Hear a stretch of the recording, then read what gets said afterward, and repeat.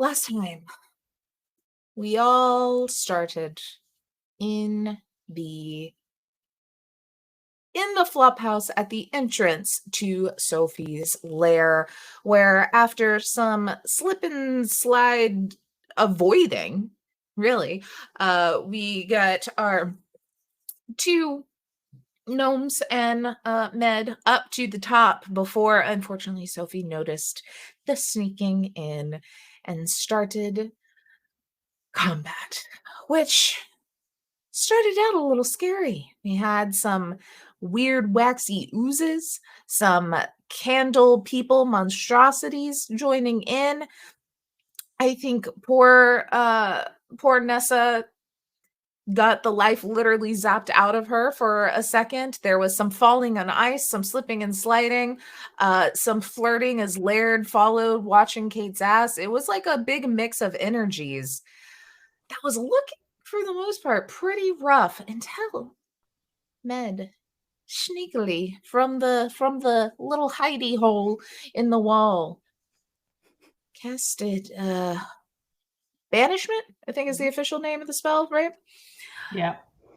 And Sophie, distracted by the chaos and in the process of actively trying to kill Nessa, did not notice and was zapped away to another plane of existence. One that she's from, because she is not from the Fae. So she, as long as Med did not get hurt and broke concentration, would be gone, which thankfully was the case. There was some tidal waves of wax and some real icky things being found in the room, but when it was all said and done, you got rid of her monstrosities, kind of went through the room, found some notes, found some potions, found some items, anything you could, and we're set to leave, really, before Lemon heard the noise of someone struggling from the hallway, which you went down and saw this hallway that had these wax statues lining a dozen or more up and down the hallway. One of them, you could see the eyes and darting around, and this is where the noise was coming from. And it was when you uncovered Merlot, your wonderful elven hunter friend that had taken quite the fall for y'all as this was all going on. But thankfully, while rather beat up and exhausted, is alive, which unfortunately is not the case for her twin brother, who was also in this hallway. And unfortunately, Pinky, alive, was also encased in wax, but because of the stage of the thrall disease that was coursing through her with the blood moon, had gone completely feral. You all left after taking a moment to kind of put to rest as much as you can some of these individuals that were had lost their lives to this sick joke that Sophie was in charge of, and headed back down the slide to go take a well-deserved rest after a day of emotions. I mean, Kate getting her memories back and all of those things, seeing all of this nonsense, you are all tapped.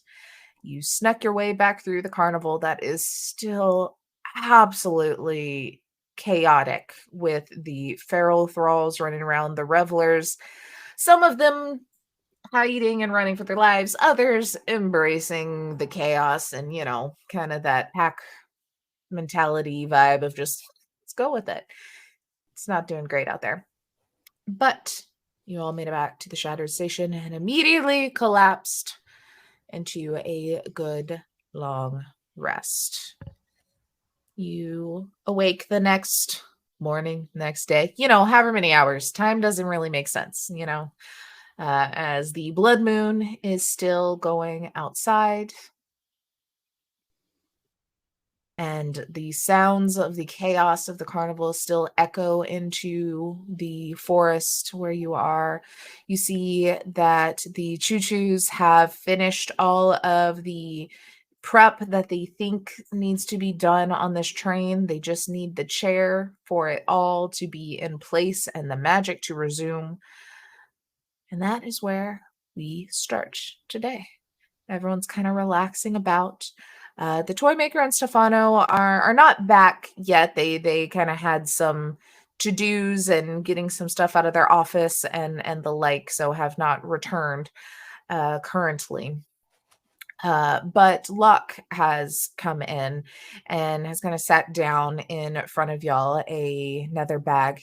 He's just like, I did one last little walk around the well, my lost and found, but also just the carnival in general. My God, there are so many good things out there right now. If it wasn't so life-threatening, I'd really spend more time there.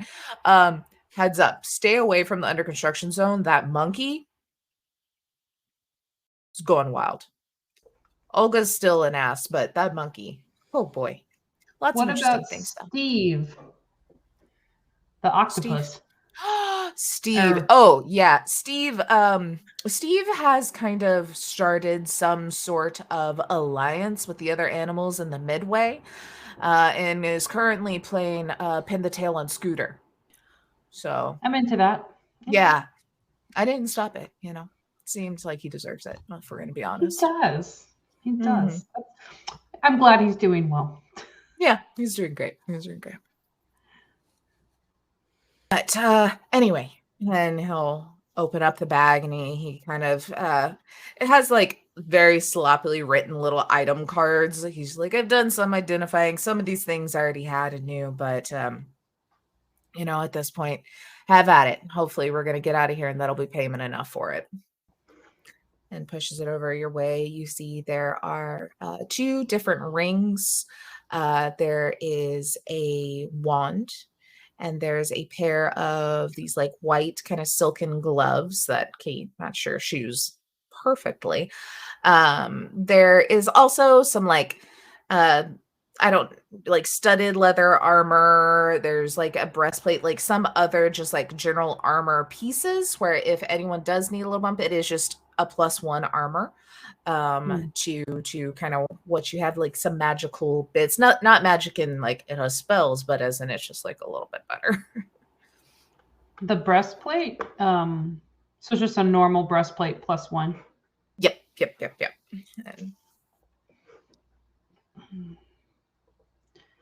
Let me see if that's what I want. Breastplate. Ooh. Yes, I'll take that breastplate. And you said it was +1. How do I make it +1? I think you can like type in like a +1 armor and it'll pop up. But if not, if you just go to like your armor class and just edit, I think you can like put a custom additional 1 point in it. Okay. And just remember that if anything, like it is magical now, essentially. So if there's anything that like doesn't impact magical armor, then that would just be good to remember. Okay. But yeah, there's enough for whoever needs it. Oh yeah, breastplate +1. Holla. So does that make the? Oh, I gotta equip it. Never mind. Oh, I love it. Harder to hit. I am harder to hit, which is good because I'm squishy. Is modified armor something that I can still use even like as a druid who changes in between? Like, would that affect my spell casting or anything like that? No, just it has to be leather. I believe druids don't do anything that has metals, so it would be basically a +1 leather instead. Okay. Mm-hmm. Cool. How do I give Heckna points? Oh boy. No, not possible. Can't do it. No villain Not points here. Hoop can't do it. Not a thing at all. No, I'll send you what their character sheet looks like. They don't need any more points. I'm not kidding you when I say it is a 4-page long character sheet.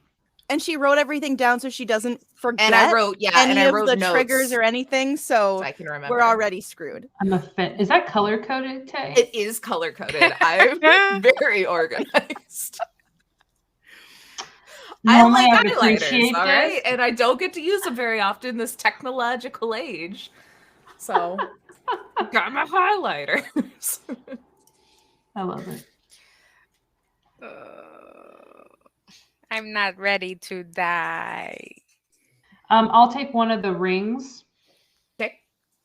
Yeah, and so you kind of look and just we kind of talked about this as players, but just for the audience to know, there is a little bit of modified because we are in this weird, wacky world where things are just getting thrown together. But for the one that Med chooses, it is a ring of spell storing. So has some extra little spells that Med can cast without him losing a spell slot.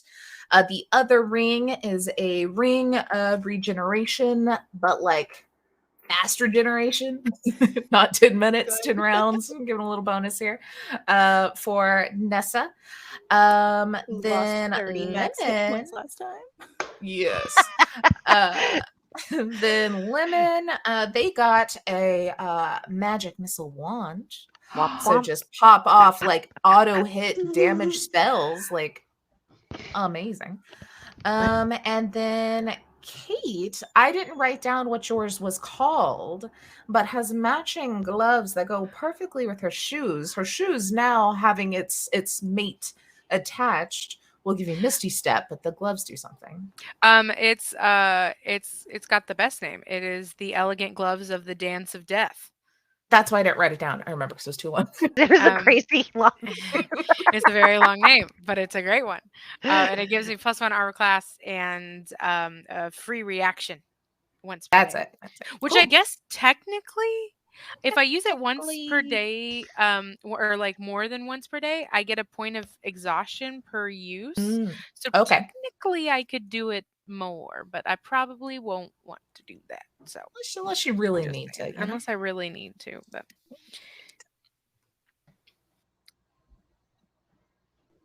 I didn't give Laird anything. I feel like Laird needs something. He's already got +1 rapiers. give him a cape. He needs something against undead spells. Yeah. I have hit him like multiple times. That's true. And this past time was I mean, not on purpose. But yeah. he was a bystander. He was like, man. I mean, know.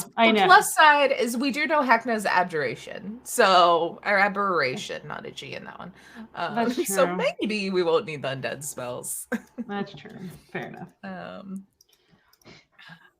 Yeah, let's just give him because he already has +1 rapier, so he's already got some magic weapons.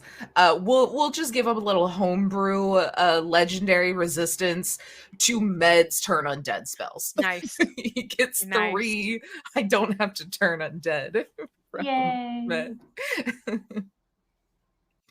Yeah, Locke's like, I made this one for you. Why is it over? Boy.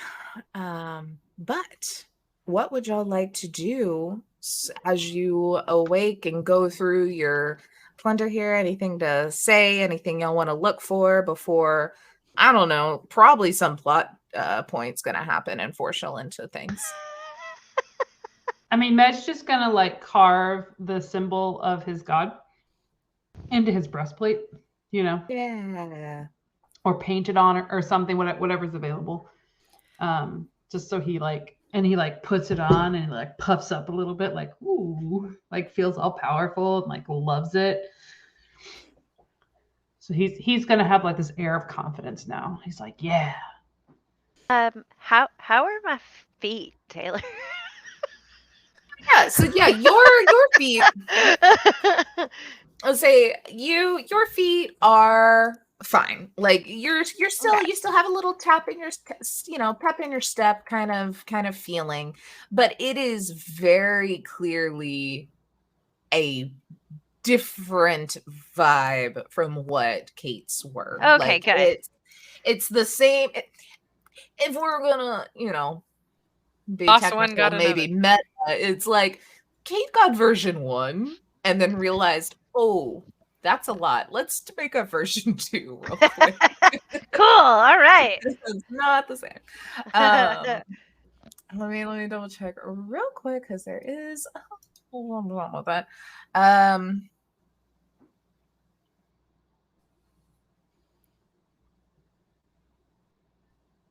Cool. Yeah, yeah. You just kind of, you still just feel very much like, um, tapping your feet and everything. Like when you hear music, it is a little harder to not dance around, but it's not to the point that you are.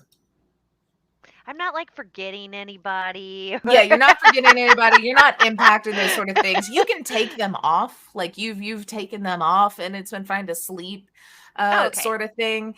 It's just, yeah, it's a very weird kind of vibe of where you feel very more and more comfortable in them, I guess, Okay, cool. and a little like I Yeah. can dance.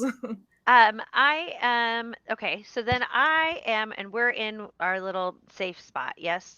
Okay. Yes. I am looking where my sister used to sleep, and I'm like concerned because I don't know where she is, but I don't tell anybody that. Just looking a little sad. Yeah.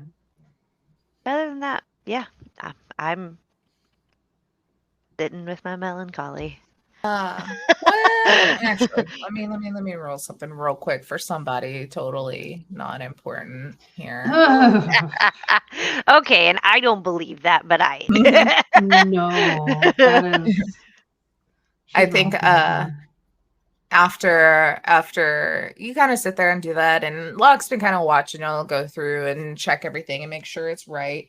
I definitely have my sweater on inside out, whatever. Just notice that. Fine. It's like this is It's one of feels those weird. days. Oh, you can't tell. It's a shitty webcam. All right, but you see Locke kind of like locks eyes with you, Lemon, and gives as much of a little smile a bird man can. It's like I had a little talk with her and Kithley. They are on a errand that they chose to do alone. Something Okay. about, strong people. But Strong people do strong people things. yeah, strong people do strong people things. But we'll know when it's done, and they promise to meet us here before we leave. Okay. Well, I appreciate you telling me that now. Yeah, it was one of those things where they're like, don't tell them because they're going to come after us. And I was like, okay, fine. And yeah, you would have. So, but at this point, Yeah. it's too late. Okay. Okay. Thank you. And then like Lemon like turns and is like, just like twirling like fireballs, she never stops.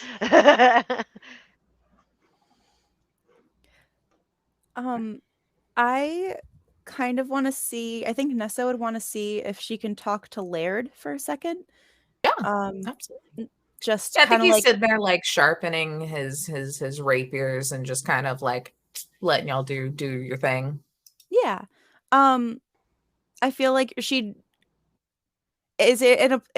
kind of like sitting far enough away from the group that I can kind of try to talk to him without being overheard, or should I like ask him if he like go Yeah, for I it mean, I feel after? like everyone's kind of like spread out at this point, like he too, like while getting, is very much a man of the spotlight and is comfortable with y'all, like kind of realizes his role in the carnival for so long compared to everyone else. And it was probably kind of sticking to himself and just trying to be like, I'm a good guy, I promise. Like so he's probably definitely off to the side currently and letting everybody have their own moments. Okay. So I want to go up to him and if he's like sitting down, I'll kind of just like plop down next to him kind of awkwardly and be like, "Hey, I know I'm new. And hi, by the way, Nessa. And Oh, hi. Yes, I'm so sorry.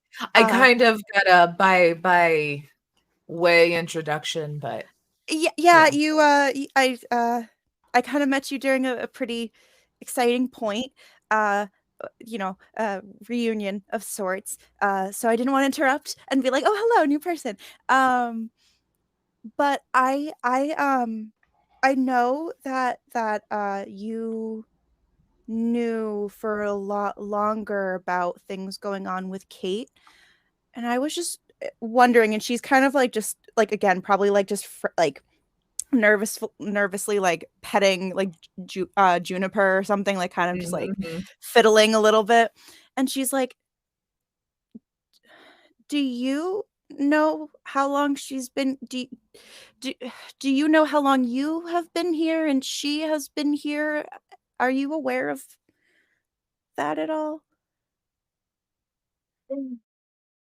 Yes and no. It gets very confusing when you never Mhm. see a sun. To Mhm. know really what a day is. I mean, and I haven't left here since everything has happened. I Mhm. can, estimate we're probably looking at, oh, I mean, 10, 15 years by phase standards, but that could be grossly underestimated and very terrifying when we think about going home. Nessa's like more kind of frantically, like almost kind of like to the point where she's like has to like stop her hands and almost kind of like do like the like put her hands down kind of Mhm. thing. Um okay. So I don't know how to tell Kate this, because I literally just met her and I know that she went through a lot of things, and she's like rushing through this. She's like, I know she's been through a lot of things and I know she's remembered everything in a really long amount of time. Um, but when we went to go see her parents' grave, I just came in here recently, and Med was surprised that he's been here for a year. Um, but it's I don't know how to tell you the number of the year that I know was out in the real world before I came in here. Um it was about 400 years since her parents died. And I'm Oh, just telling you because I know she's been through a lot, and I know you like remember a little bit more, and I hope that's okay. yeah, no, Um that's fine. I guessed it had been a lot. I mean, unfortunately, time with the Fae and time with the real world, and we're in a pocket dimension, which I think also adds a whole nother time manipulation that's weird. I yeah. knew we were looking at not going back to the place we remembered, but I mean, I can only speak from my experience. Well, granted, I've had some time to rationalize it, but when Kate and I came here, everyone we knew died here or left on their own. We said goodbye to everybody that we knew in some way or another. Going back will be different. It'll be interesting to see how things have changed, but Well, for me it's at least, okay. it's not going to be as scary because we have new friends, new families.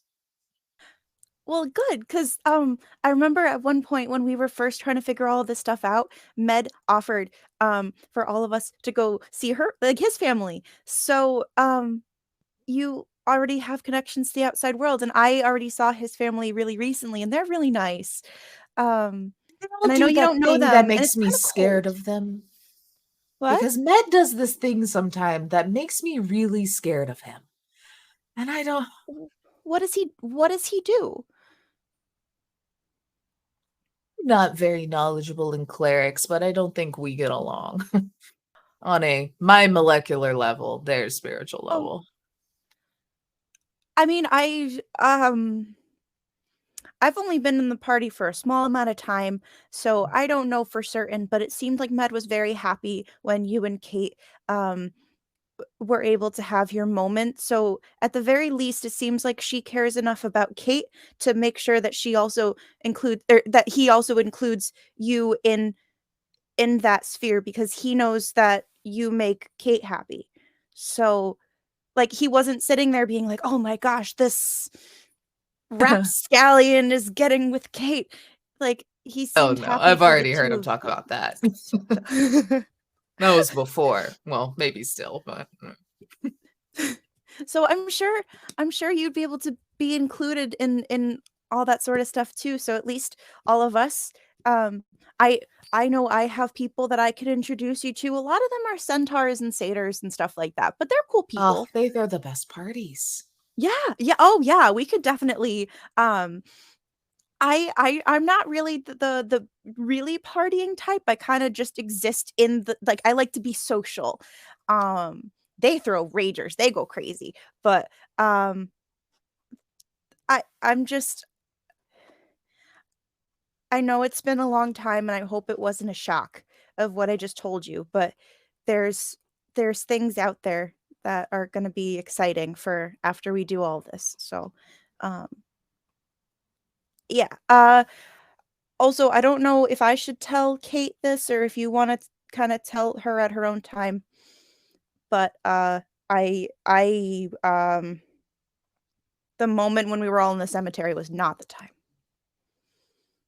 I can imagine. I've found her there many a times. It's never quite the right time for a lot of things, but well, you know, I, like I said, can only speak for myself. That isn't too terribly shocking. I think if you feel more comfortable with me trying to break that, I definitely can. But I'm very thankful that she found y'all, and while I'm having a positive outlook as best I can, I do hope I get to travel with y'all to Med's home. There's going to be like a moment where she like kind of doesn't know what to say to that, because like she doesn't know the whole situation. Like, I know there's been talk about it, and like she doesn't know the full, like, well, I don't know if we can like bring an undead back to life kind of thing. But she'll be like, I haven't known Kate for that long, but it seems like she would probably do anything to make sure that you could do that with us. You're not wrong. Well, I think, yeah, I'm excited to see what today holds. It's definitely going to be a wild ride, but if the end of it means getting on this thing and it actually works, I think it'll be fine, no matter how many years have passed outside or what's changed or all those things. So I don't know. Yeah. So maybe, I mean, again, I can, but you are a very lovely person. And I feel like you and Kate would get along absolutely wonderfully. So maybe you'll have a conversation about what exists out there now and what doesn't, or whatever. Yeah. I just didn't want like one of her first impressions of me being, hey, by the way, you've been here for 400 years. But I like that a lot. I mean, we've all already fought together and like kind of seen some bad things, so I'm excited for some good things too. I'm sorry that you're getting introduced into all of this as shit's really hitting the fan. Oh no, it's fine. I knew that I was looking for Med, and like I said, his parents were worried about where he was for so long. Like, he never would have just disappeared for a year. So I knew there was going to be something. This is different than what I thought, but You see, like, as you're like saying this and like talking about like Ben, certainly like a little twinge of like sadness and a far off like look for Laird for a second, but like quickly puts just like that just I'm being sorry. positive look on his face. Do you want some tea? I'm sorry, I just dumped a lot on you. Do you want me to make you some tea? Oh, I can go. That's fine. I'm rather sensitive to caffeine. If we're gonna be honest, I have enough energy. Oh no, and she'll like just start digging through her pockets and be like, no, you can have some of this shouldn't be caffeinated. The it's like fresh leaves. And she's like trying to find like something that she thinks might not be caffeinated. I actually don't know what would or wouldn't be caffeinated when it comes to natural things, but like don't just know trying to be either. like, I think this should be fine. And then she'll like pull a good berry out, like one of those ones that's infused with like 1 hit point. She's like, Yes. this should not be caffeinated. This will just make you feel better if you need it. It's exactly what I needed. Thank you. Of course. If I could still taste things, I bet this would be great. I didn't think about that. Oh. But Okay. I think with that too, he just like gives a little smile. Like he's very much has this like, even with like being kind of like nervous energy, like he has that just like aura of about him that like a really good like therapist has, where you're just like, okay, like immediately kind of like, okay, I get you. Like he's entertaining, he's sociable, but he gives you that look that's like, I could tell you anything and like that'd be fine. And so he just very much gives you that little look, and then we'll stand up, be like, I guess let's see what the plan is, and kind of walks over to the circle of the crew. Nessa will get up and kind of like follow his path, but she's a lot shorter, so she kind of has to like scamper to to kind of even try to keep like half pace of him. So Love it. All right. Any last other little scenes or anything as y'all are getting ready for your day, or anything y'all want to make sure you've grabbed or whatever? Med would just maybe do last minute recon of anyone who's there. Like, what do you guys know about Heckna? Experience, like who all has actually like been around him in the same room as him, not just the posters. Especially if anyone was there before. So maybe Laird would know like what happened with like maybe like where Heckna gets all his powers, or just last minute insight to like what's a weakness for Heckna. Yeah. So yeah, I think Laird will kind of, now that everybody is like in it and knows what's going down, will definitely give a, forgot how the alphabet works. Okay. We're fine.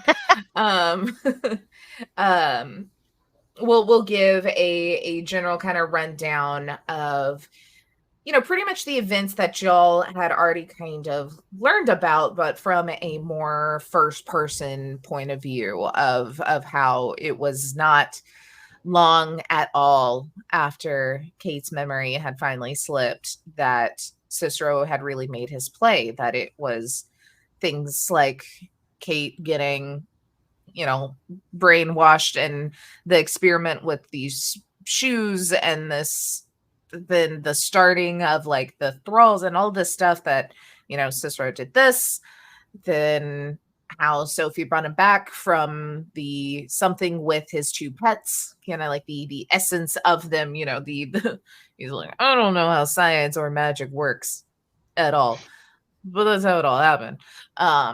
And then like how Heckna and a group of his like lackeys at that point in time like went and trashed the station and trashed the train and tore it apart, and kind of everything of that nature, kind of retelling all of it. And he's just like, Do we know like I'm curious, like does like what does he do when he gets mad? Does he like throw lightning bolts, or does he like do like curses, or is he more like he has lackeys do stuff for him? He doesn't a lot of that. I mean, he's got a lot of people to his beck and call at any point in time. But he has such a flair for theatrics that even makes me sick sometimes, if we're going to be honest. Everything has to have some sort of sick twist, sick joke to it. It's hard to really fully know what it is. I mean, he can do, things similar to like Kate with, making people dance or laugh, but in the way that he does it, it's different. It's very odd. As far as weaknesses, I mean, his two pets, which thankfully one is gone and I believe the other's being handled, and Locke kind of like gives a little thumbs up, but then like looks at Lemon as like Holly, your face. and he can pull off things I've never quite seen other people do before. I do know that in this maybe not so smart attempt to kill him because I was mad, non-magical things don't really touch him. Like they do, but not well. You hit him with a normal sword, it doesn't seem to bother. He's got some sort of protections there. What else would he know? And I should have known this one. I did steal a little scroll that Kate had made. Sorry, they're all gone. Don't know if you remember those. To try and charm him, I should have known the King of Charm couldn't be charmed. But that's about all the tricks I got to try before getting stabbed in the chest by a monstrous bug. Good to know. Oh, Kate, your current sword, you have a rapier, scimitar? What does Kate have? Rapier, right? Kate, a rapier, yeah. That won't work. And he'll like unsheath one of his and like hand it to you. Thank you. What I is might have been saving this other one. He pulls out one that's like solid gold, like really sparkly, like bedazzled handles for a special occasion. And he sheaths that one. Bitch. He said, I'm keeping this. Here you go. Here's my old Get on my phone. phone. I get the I have a hand-me-down. new one. Nice. Yeah. I love it. Well, what does mine do? It is just a rapier +1. Oh, yay. So it's magic, which now essentially means he won't take half damage from you hitting him with your plain old Jane normal sword. Because I think everyone else, I know Med has the stick, which was magic, if you choose to use it. And then I think it's specifically bad against Heckna, so yeah. Yeah. So Does anyone else need weapons? normal bear claws.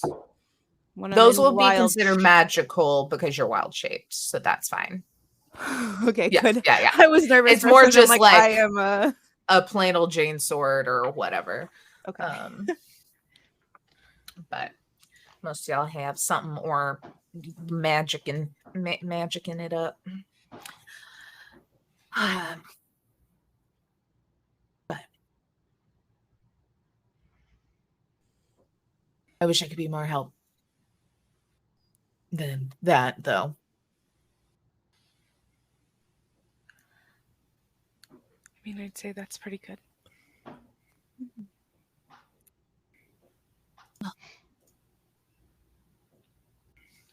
Has anyone tried these wonderful berries that Nessa makes? They are invigorating, let me just say. I say we should all have one on us just in case. And she'll be like, oh yeah, and she'll find the pocket in her overalls and hand one out to each person. They give you 1 HP. They heal you 1 HP when you when in battle. It's not a lot, but it does something. It does something. You can force feed it down someone's throat if they're unconscious, you know. There we go. Get them at least awake. But as this kind of conversation is happening, you all hear another just blood curdling, inhuman scream echo out from towards the carnival. And just the whole ground starts to rumble and shake a bit. Kind of just like, quick little earthquake, and then it calms back down. And Locke just kind of like eyes get all big. Think the pet's dead. Oh. Oh. Pet? The other one. Mm-hmm. Other what? Other who? We Ooh. killed the first one, right? Yeah. Yeah. Y'all killed Snout, I believe. Heckna had They, 2 pets, and we killed one, and I think the other one is now dead. they are kind of like Who killed the second one? that was Maggie and Kithly. So hopefully we'll be back soon. For reference of pet, I put the first one, or I put the one that just died in our Discord chat, so you can see how not fun it was. Oh. And then this is the one. This is the one that the party killed. And these are like yeah. huge. Oh, They're Yeah, I remember the him. last fight is huge. Yeah, Snout was one of the red noses, but also very beholderified with all the tentacles. Was he the one and from then Mirrodin is last kind of season a finale? bug. Yes. Yep. Okay. I was like, that sounds familiar for some reason. And I wasn't here last season, so I don't know why that sounds familiar. Wild. Well, Something about I mean, especially after knowing what it looks like, I'm actually really glad that was their mission. That means that I don't have to do that. That we don't have to do that. Yeah. Decided to maybe diversify where our energy was being spent the best we could. And you all hear a quick little tap, like a little rap on the front door of the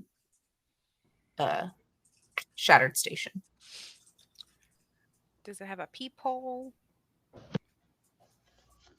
You can try and like look through the boarded windows to the side, but there's not like any window on the door. Yeah, I'll try to sneak a look outside. I'm suspicious. Sweater on the right direction. Okay, do a perception check. Perception check.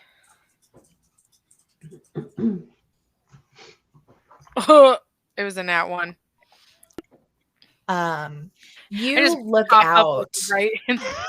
Yeah, you Full look view. out, and all you see is like a very light, kind of not fog, but not powder, but not mist. Like it's a very weird, just cloud of like slight pink in the air, and you can't really see anything past that as it kind of is starting to dissipate, and you can see out into the forest, but it's blocked anything of super importance. I don't see anything. But we heard a knocking at the door? Yep. Cool. I you know what? Let me look. I'm gonna try and What? look. Med's gonna look at Juniper. Is Juniper being I was literally just gonna ask, is there any places where Juniper could try to like almost go outside and like just kind of peek from the outside? Yeah, I would say those little transom windows up at the top. Yeah. She can like up to the top there and kind of like hop down onto the porch and like look over the edge. Okay. And then just have her come back and kind of relay to me, and then I'll relay to everybody else. Alrighty. You'll watch as Juniper hops off, scurries, does some little hops on the signs, the door frames, everything, gets up to the windowsill, kind of like scratches to pull herself up, and then just flips over the window. You hear a slight little thud as she jumps down, a little scurry.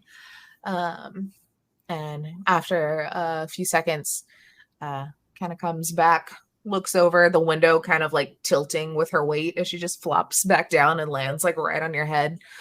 And it's just kind of, you pick her up and you look at her and she gives this look that, because you don't like, you can cast Speak with Animals and talk to her, but y'all have like enough of a relationship that you kind of get what some of the like mannerisms are and what she's like trying to say kind of thing. And she just gives this little like, I think forest gnomes are able to speak with small animals. Oh, really? Innately. Even better. I will double check 1 second, but you know what? No, that's fun. It's cute. I'm about it. And we'll go with it. Racial traits speak with small beasts. Beautiful. So, yeah, and whatever cute little chipmunk sound or like little squirrel noise, like voice. He's just like, there's no one there, but there's paper.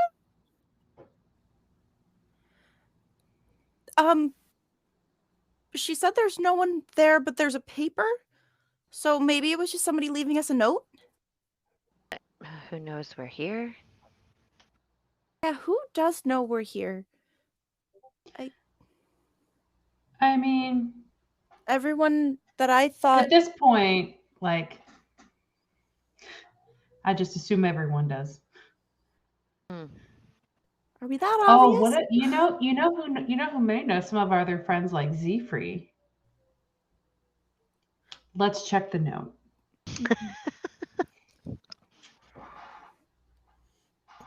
So who's opening the door? I'll do it. It was my idea. You I like the accountability. Good job, man.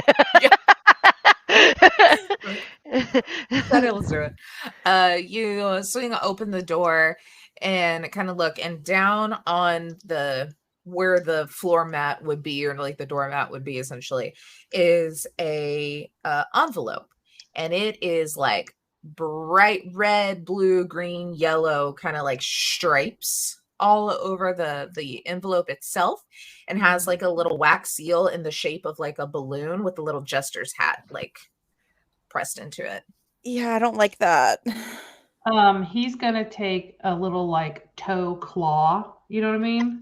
And like touch it and then drag it back. I like totally just like a perspective from outside, just see the foot. Yeah. Does anything happen when he touches it? Nope. With his foot? Sure hope not. Okay, he's gonna pick it up and open it up. Alrighty. You pop the wax seal and open it, and as soon as you do, like glitter and confetti comes just streaming out everywhere. All of you immediately are just like, glitter, just oh my god, it's gonna be all in his feathers. It's the glitter, like, the whole fight. He's a fucking disco ball. Laird's just sitting there like, I like bedazzling, not glitter.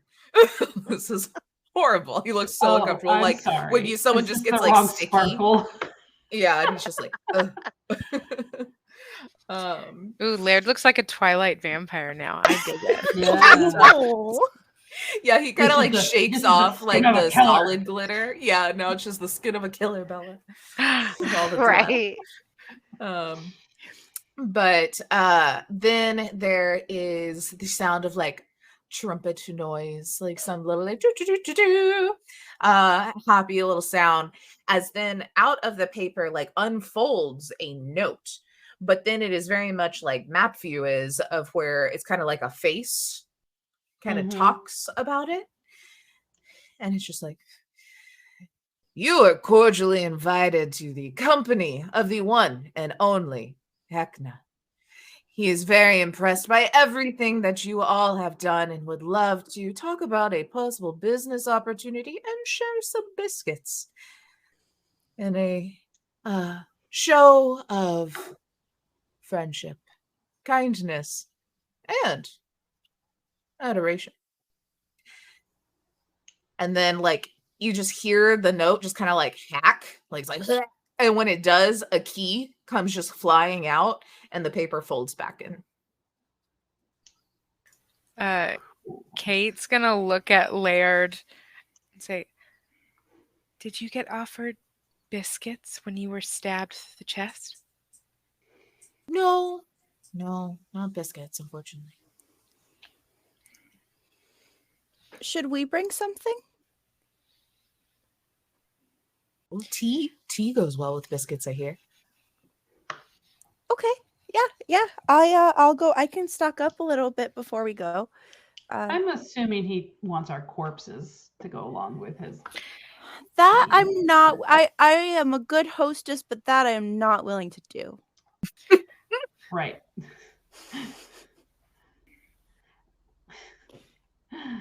So we need to go to the big top. Is that where these like the room keys are, or is it at the hostel? You used one here before too, on just like the key to the ticket booth. It's like any door with the key seemed to like activate. Oh, okay. Any door with a keyhole. Okay. Well, before we go, I want to prep. So you guys let me know when you're ready to go. Guessing a shower. There's not time for that, huh? I mean, if you want to like go into battle with a freshly clean body, like that's if you're hoping to get this glitter off, that is a losing fight. That's true. Is no, I can at least try. He like rips off his shirt and like shakes it, like just glistening everywhere now. Just like puts it back on. Is glitter like the same thing as fairy fire, where it just kind of makes it easier for them to find us? You're like hiding in the shadows, and just like the view from someone else is just all the sparkles. Did we have a long rest from last time? Yes. Okay, Yeah. good. I need to change that. Med is going to. Oh no, I only have 3. That sucks. Okay. Med is gonna go to. I guess we'll just gonna go to Lemon and Kate. And we'll do Nessa as well. And he's going to give you guys each Death Ward. Nice. It lasts for 8 hours. And what it does is, for the first time when you guys drop to 0 hit points, you actually only drop to 1 hit point. Ooh, that's going to be very helpful. Now, if you are subjected to like a spell or something that would kill you instantaneously, that effect is negated. So it stops that effect completely. But then the spell ends. Okay. So you guys each get that. And I'm not casting it on myself, and I'm not casting it on Laird. Only at 3. So you guys get those.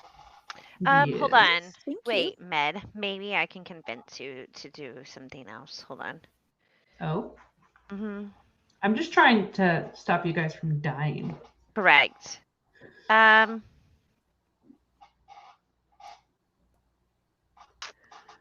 good. It's fine.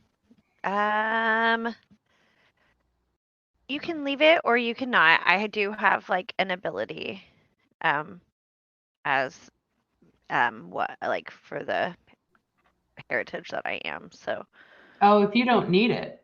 That's why I said I think you could put it on yourself if you'd like. Okay. Yeah, I'll put it on myself if you don't need it.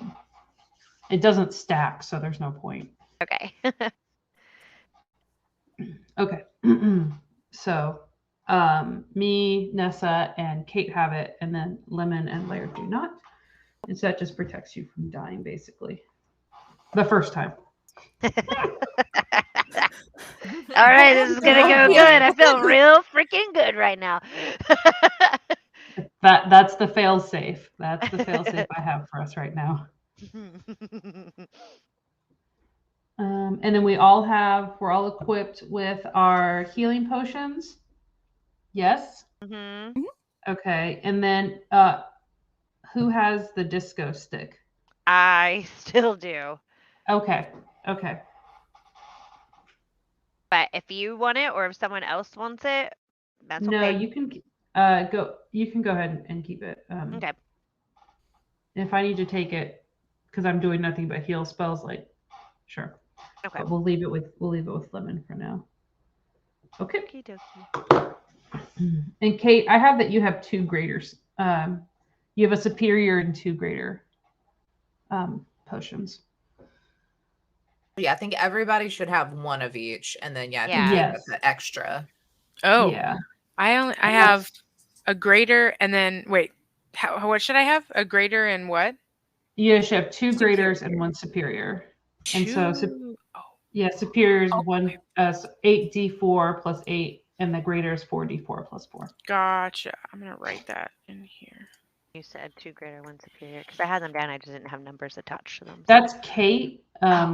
Lemon, you have the rest of us have one of One each. That's right. Okay. Yeah. That's what I had. That's how I had it written. But then you said that, and I was like, oh, I missed one. Okay. Did you say superior was 2d4 plus 2? 8d4 plus 8. Oh, why do I also have a 2d4 plus 2? I have 2d4 plus 2 from Candy. That's Maybe probably that a was- lesser. Yeah, that was just one of her candies that you bought, so you still have that. So it's not a Oh, cool. potion. Oh, so then I will also Mm. get that. Let's I go. am also putting this in my bag. Yeah. Guess I have some.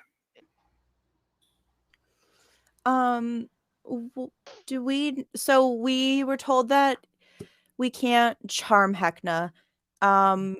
What other things were so we all need magical weapons to fight him. What else didn't work against him? Did necrotic damage work against him? All that Laird knew was just non-magical and charming aren't Okay. like a vibe. Gotcha. Like non-magical will still injure him, just not as much, like not fully. Sure. Yeah, you're still gonna hit him, but not as much. Mhm. But yeah, then he can be charmed. It's just right now I have charm monster as a prepared spell, and I'm trying to figure out what I should prepare instead. Yeah, and I think he's technically like a humanoid aberration. Like I don't think he's considered under the march. He'd be like a charmed person.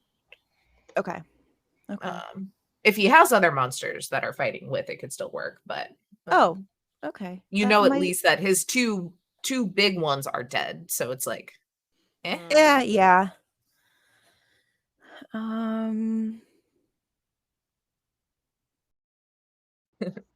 Ooh. Rich, we did divvy out some magic weapon or magic items earlier, and Lemon does have a wand of magic missiles. So we and Lemon also can do fireball. So Lemon Pow, pow. Lemon is your person. Yeah. They can do it all.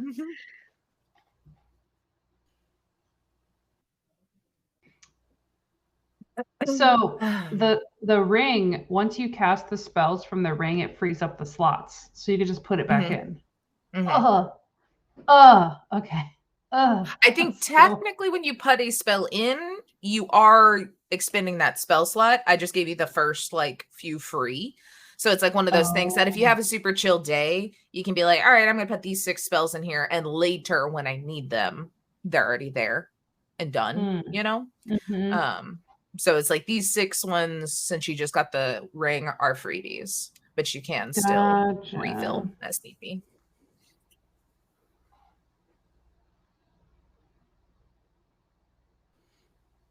Oh. I'm sorry, Nessa, did you say you needed some sort of more magical weapon? This is Luck talking. Or... When I'm in my bear form, I think technically my claws count as magic because I'm using magic to be a bear. So I would say I'm unless hopefully I'm tiny, not. Oh, okay. I would say I'm hopefully not going to be in any sort of fight, so I do have a staff, but it's meds is better. So let me double check. Actually, do I have? I think I have a dagger, but I don't think it's magic. yeah, I don't think so. Yeah. Okay. So yeah, he's got a +1 like staff, quarter staff, so you can like one hand or two handed if you wanted it, and that way you can avoid the negatives if you have to like hit in your person form. Sure. Yeah. If they're willing to give it to me, I'll figure out how tall is it? Just how like Well, when you grab it, it shrinks down to be like a quarter staff so size cool. to you because it is That's like so a magical. cool. Okay. It's like this was what I was going to use to disguise as the stick before we found out that the stick can't really be disguised. So it's just been laying around. Okay. Well, thank you. This seems perfect. Quarterstaff +1. Got it. All right. Cool. And she'll do like a few like experimental like whacks with it because she's just getting used to it. But yeah. Kelly, do you still have the stick stats? I You do. choose to use it? Okay, I have the one for Heckna. Yeah. Is that what you're talking about? Yeah. +1 Yeah, it's attack and bonuses and deals plus additional 2d8. Mm-hmm. Yeah, to Heckna. Yep. Yep. I even renamed it on my character sheet. Plus 2d8 against Heckna. You also get to do an additional 10 damage on a crit. Let me just write that in. So yeah, so +1 on attack and damage normally. A crit gives you +10, and then you have the 2d8 for Heckna.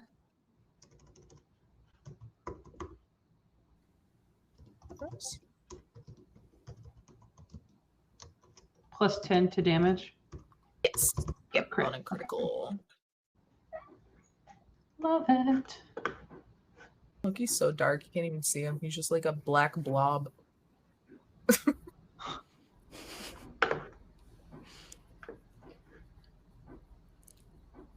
Okay. Did Laird say so he can't be charmed, but can he be frightened, or is that like the same thing? Or did He just knew charmed. Okay. Yeah, no, frightened is a different like thing than charmed, but That's what I thought. Cool. Thank you.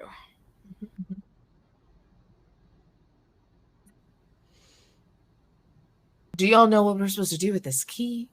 Was Laird just kind of like holding it? Well, I would say it's probably safe to imagine that that's how we get in. I mean, I could be really wrong here.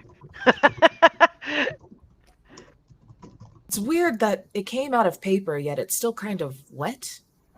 I don't understand that. And I'll just like hand it to Lemon. Lovely. Like Lemon, they are just like, ugh. And they take it and like look at like everyone, Nessa, Kate, Med, and I'm like, here, anyone here? Nessa looks at them kind of just like, I probably know the least amount of where that key goes of everybody here. Oh, good. Would we know why it's wet? Mm-mm. Do you want to I hold mean, it? he spit it up, but it is paper, and that's very confusing. Oh. I can put it in one of my pockets and just kind of rearrange so it's not touching anything that we'd want to use for tea or something later. Oh, well, I'll keep it. I think I'll keep it. And like, Lemon is wearing a very long coat, so there's lots of pockets on the inside. They just plop it into like the closest one to them, like their chest. So we're gonna go do this. Is that the plan? So.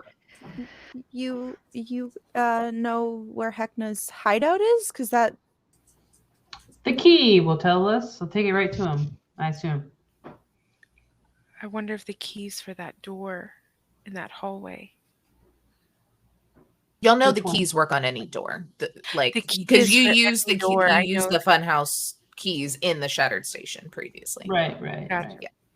Okay. All right. To a door. Yes. Let's go to any old door. To the door. Alrighty. And I like point over like the closet door. like Does it have a keyhole? This is like, this door has a keyhole, and she's like at the front door. yeah. Yeah. Okay.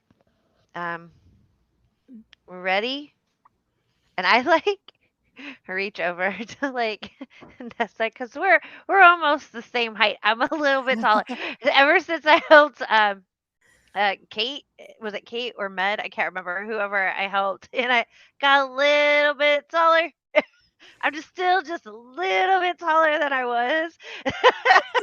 And I like grab Nessa gently if she will let me, and I kind of like pull her next to me because I'm like, oh man, I don't want to get hit by whatever is behind this door, but like I had the keys, so and I And like stick Nessa, the Nessa just like looks up appreciatively at them, just like, it's one of those things where like you were all like telling the story of like everything Heckna related, and like at first she was like, oh, this is such a crazy story, oh my gosh, and then she's like, oh, you all lived through this, right?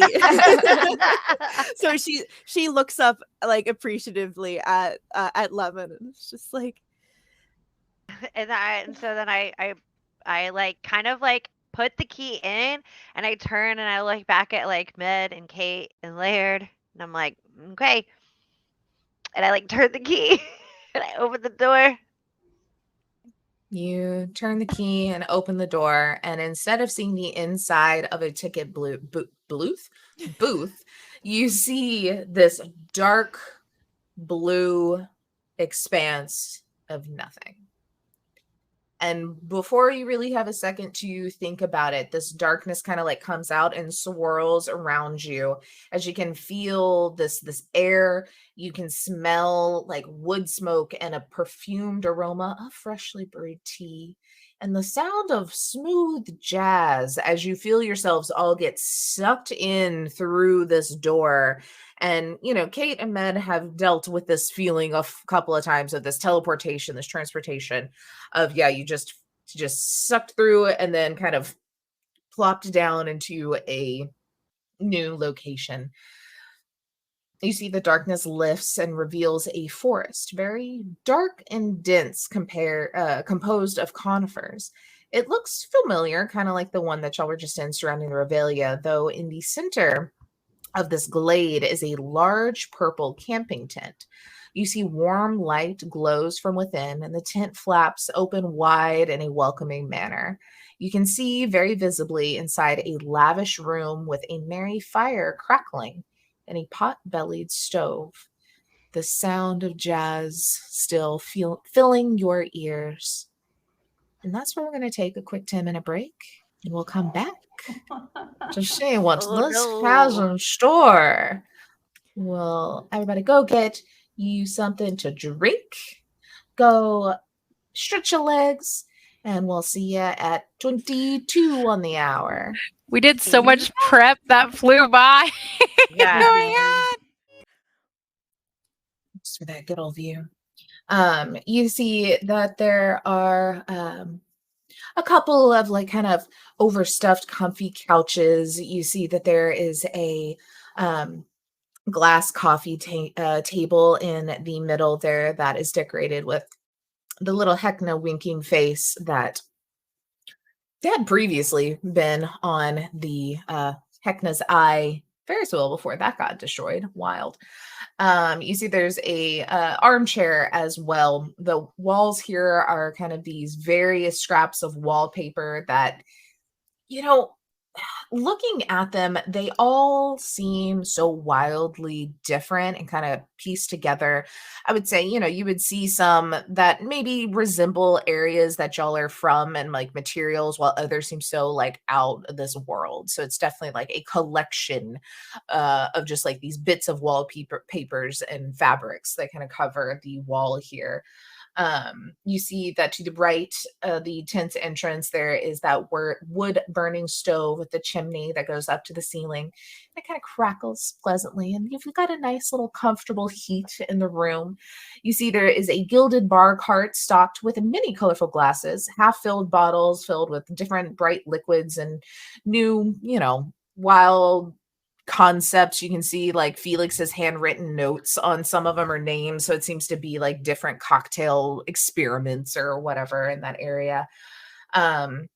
You see that on one wall hangs a rectangular screen that is a much smaller version of the Heckna, currently broadcasting y'all walking in the room. As we know that the Heckna and all of the Heckna posters went down with the Heckna's Eye Ferris wheel incident.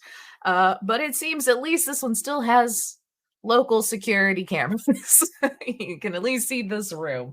CCTV. Yeah, exactly. But you see in this cushy little armchair, you see Heckna sitting with his feet up on the coffee table, laden with food and drinks that stand on top of an aggressively red shag rug in the middle. It is like off-puttingly so. He wears a red satin smoking jacket embroidered with decorative gold braid and quilted with gold thread, swirling around some sort of like whiskey-colored liquid in a fancy glass. You see a slightly askew red velvet smoking hat is perched on his head, and he waves merrily, beckoning you inside and towards the seats in front of you. There's also a image.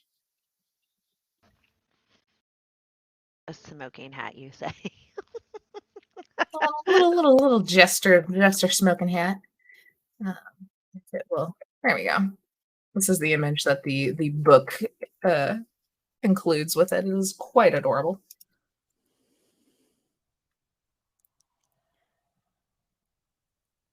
What is he reading? So in the image, it is a book called Majestic Love, and it's got like a little clown on the front and like a little romance novel vibe. Is he covered in all the little like noses? Like no, not actually. I think just for the vibe of this image. Oh, okay. Yeah, this picture. Yeah, there's not actually all of the little schnozzlings all over the place. But this is the outfit, which is just adorable. But he kind of waves you in as he sees, and kind of just points to the chairs and the table here. He says, please do come in, have a seat, make yourself comfortable, help yourselves. You have worked so hard to get to this point. You must be famished, and I have to admit, I am ever so impressed with your prowess. I've always had high hopes for you, if we're gonna be honest, and that's why I invited you here to my Revelia in the first place. And it's not just me who's taken out. All of the Revelia has taken interest in each and every one of you. The cheeky Scooter, for example, not doing great now, but was a big fan. That's for sure. Which, it was, there's like a moment of like, honestly, everything that's happened in the last couple of days or so is funny. Like, really. see, I'm laughing right now because we're still having so much fun, because this is all really great, aren't we? Like, this is super fun to turn someone into a carnival attraction when they were my friend and helped. But anyway, it was good fun. Let's chat for a bit, huh?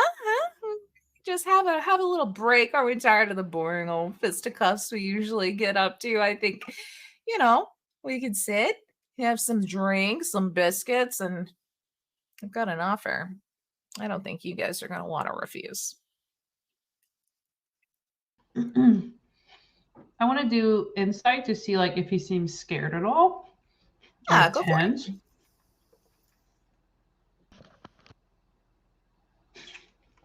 16? Yeah, so with the 16, you look and like there's definitely a couple of times and where his like face, like his little facade kind of falls off his face there of like talking about like, oh, Scooter's not really great anymore. And like you can see that he's kind of taking stock of like how few of his allies he probably really does have left, like right nearby. But still very much has that like cocky, I am all and better than you, and still the that kind of carefree. It's just more of a like, shit, I don't have friends, huh? No. No.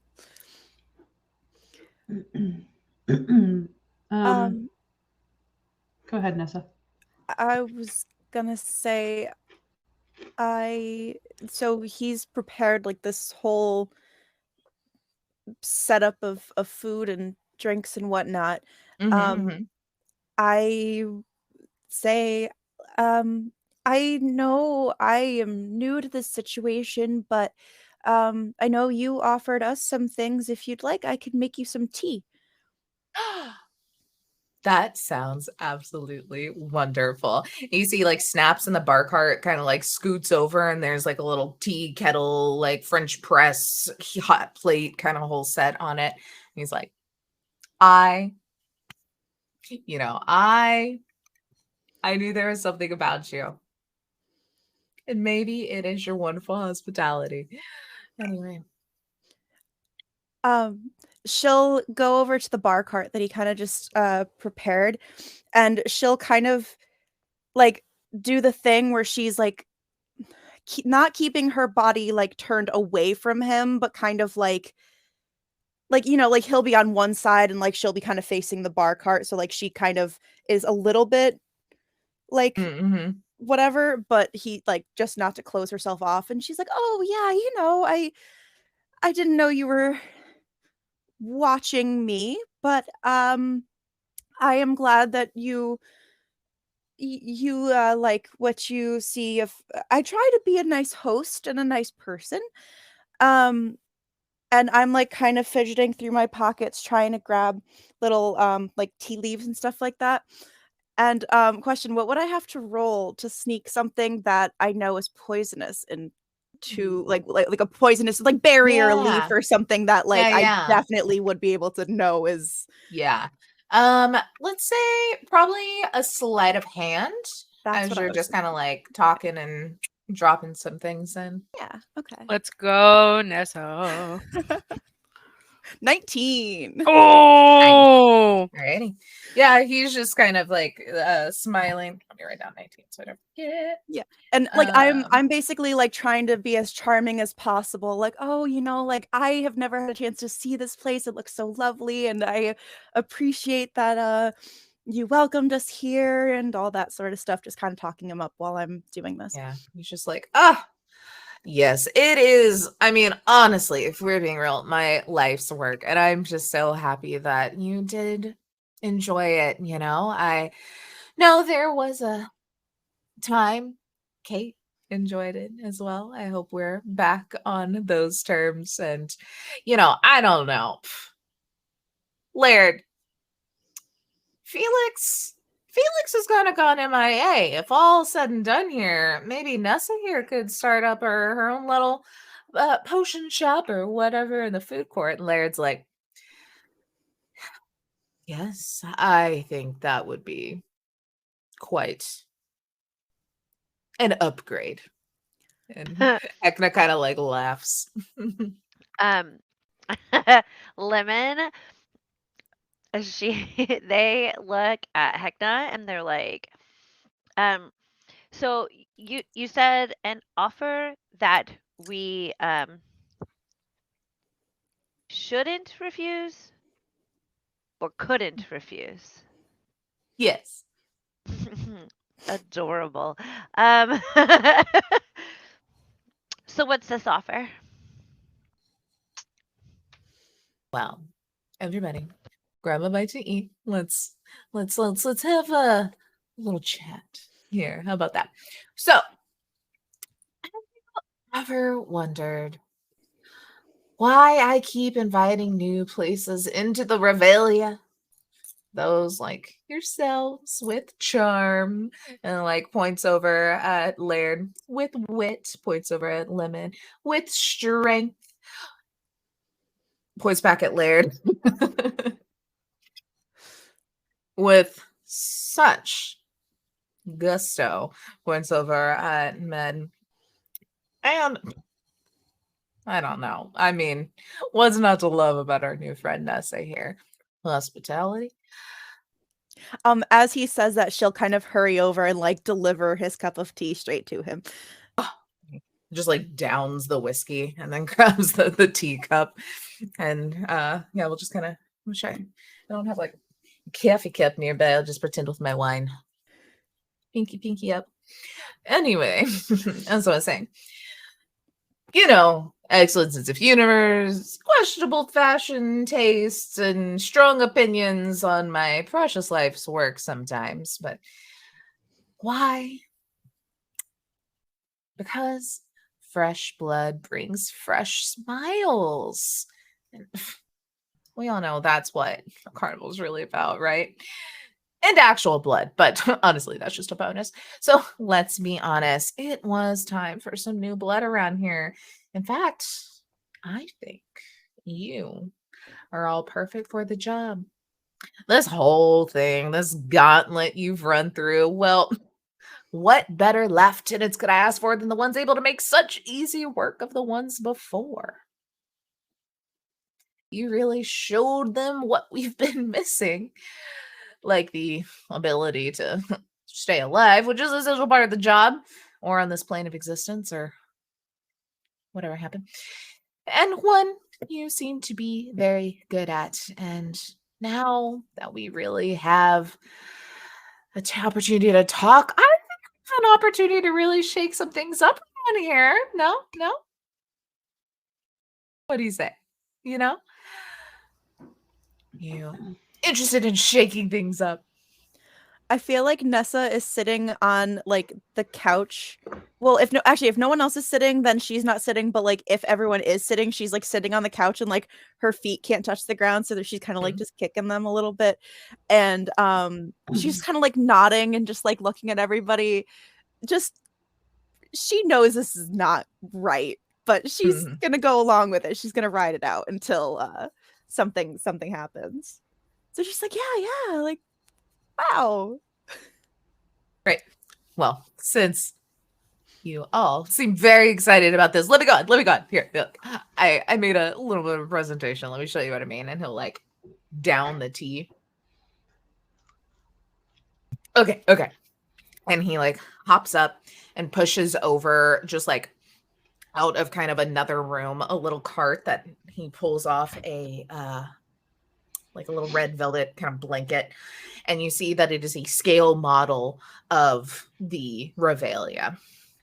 And you see that it's done up and it's got everything is very bright, everything's very clean, everything's very colorful. Like it is definitely a maybe what the Revelia used to be, but what maybe he thinks it is, you know, it's definitely not the rundown, terrifying place that it is and all of this.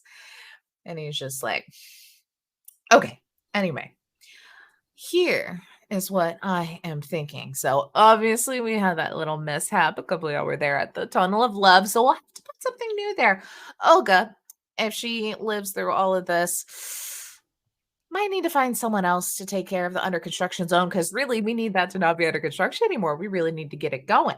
And he'll like point out all of the different things in the Revelia and like the changes. And he's like, every night here, Kate, Laird, y'all should headline. Oh my God. Imagine every night the big top with you two. Heck yeah, Tron projecting it all. Oh, it would be beautiful.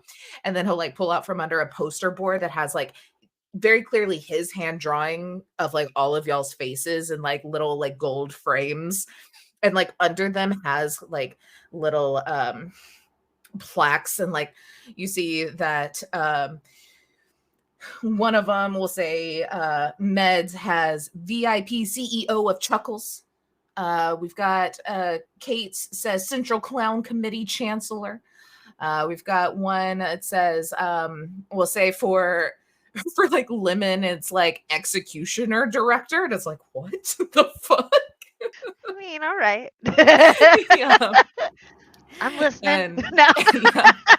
He We'll doesn't say for have one for Nessa's, it's me? like Okay. yeah, say under Nessa, there's one that's like handwritten because you're like very new. It's not like embossed already. He's apparently Oh. prepared this ahead of time. But there's like a piece of paper that's like handwritten. He's like, I'm sorry, I didn't have time to get it cast properly, but we will before all said and done, because these would be the plates on your office doors. Offices, right? Anyway, and we say it says like snack ambassador or something like along the lines with like the Is there a picture of me too, like that he's Yeah. drawn, even though he's never met me? I love Yep. it. Terrifying. fully. Terrifying. Perfect. And you see that then he kind of like goes on this like whole spiel, and it is like you guys don't even fully exist, as he's going into this dream scenario in which all of you as lieutenants, and he's like explaining opportunities and situations that could happen. And when he does so, he like snaps his finger and changes outfits and like turns into like whatever to be like, some things like, and then when where maybe there's a little bit of a ruckus at the Midway, at the big top show, and then he like turns to a jawbreaker that's like, hey, I'm causing a ruckus. It's like very bad acting, very quick, like put together kind of thing. And he goes through it all, and then he's just like, when it's all done, he does like a little bow and he's like, okay, anyway, that's just the basics. Honestly, I think if we really go into this, that was my thinking. We could hold on, I gotta breathe. I did a lot of voices really quick. I'll bring over the cup of tea that I feel like he probably put down somewhere because he's been like gesturing and changing outfits and stuff like that, and be like, this might help. Oh, thank you. Yeah, I'll do like chugs again. Puts it down. Anyway. All that said, done. We would be opening up a partnership of sorts. So I'm open to anything that y'all have to say that you think could improve some things within reason. But this was just kind of my brainstorming ideas of sorts. So what do you think, Sharks? You buying it?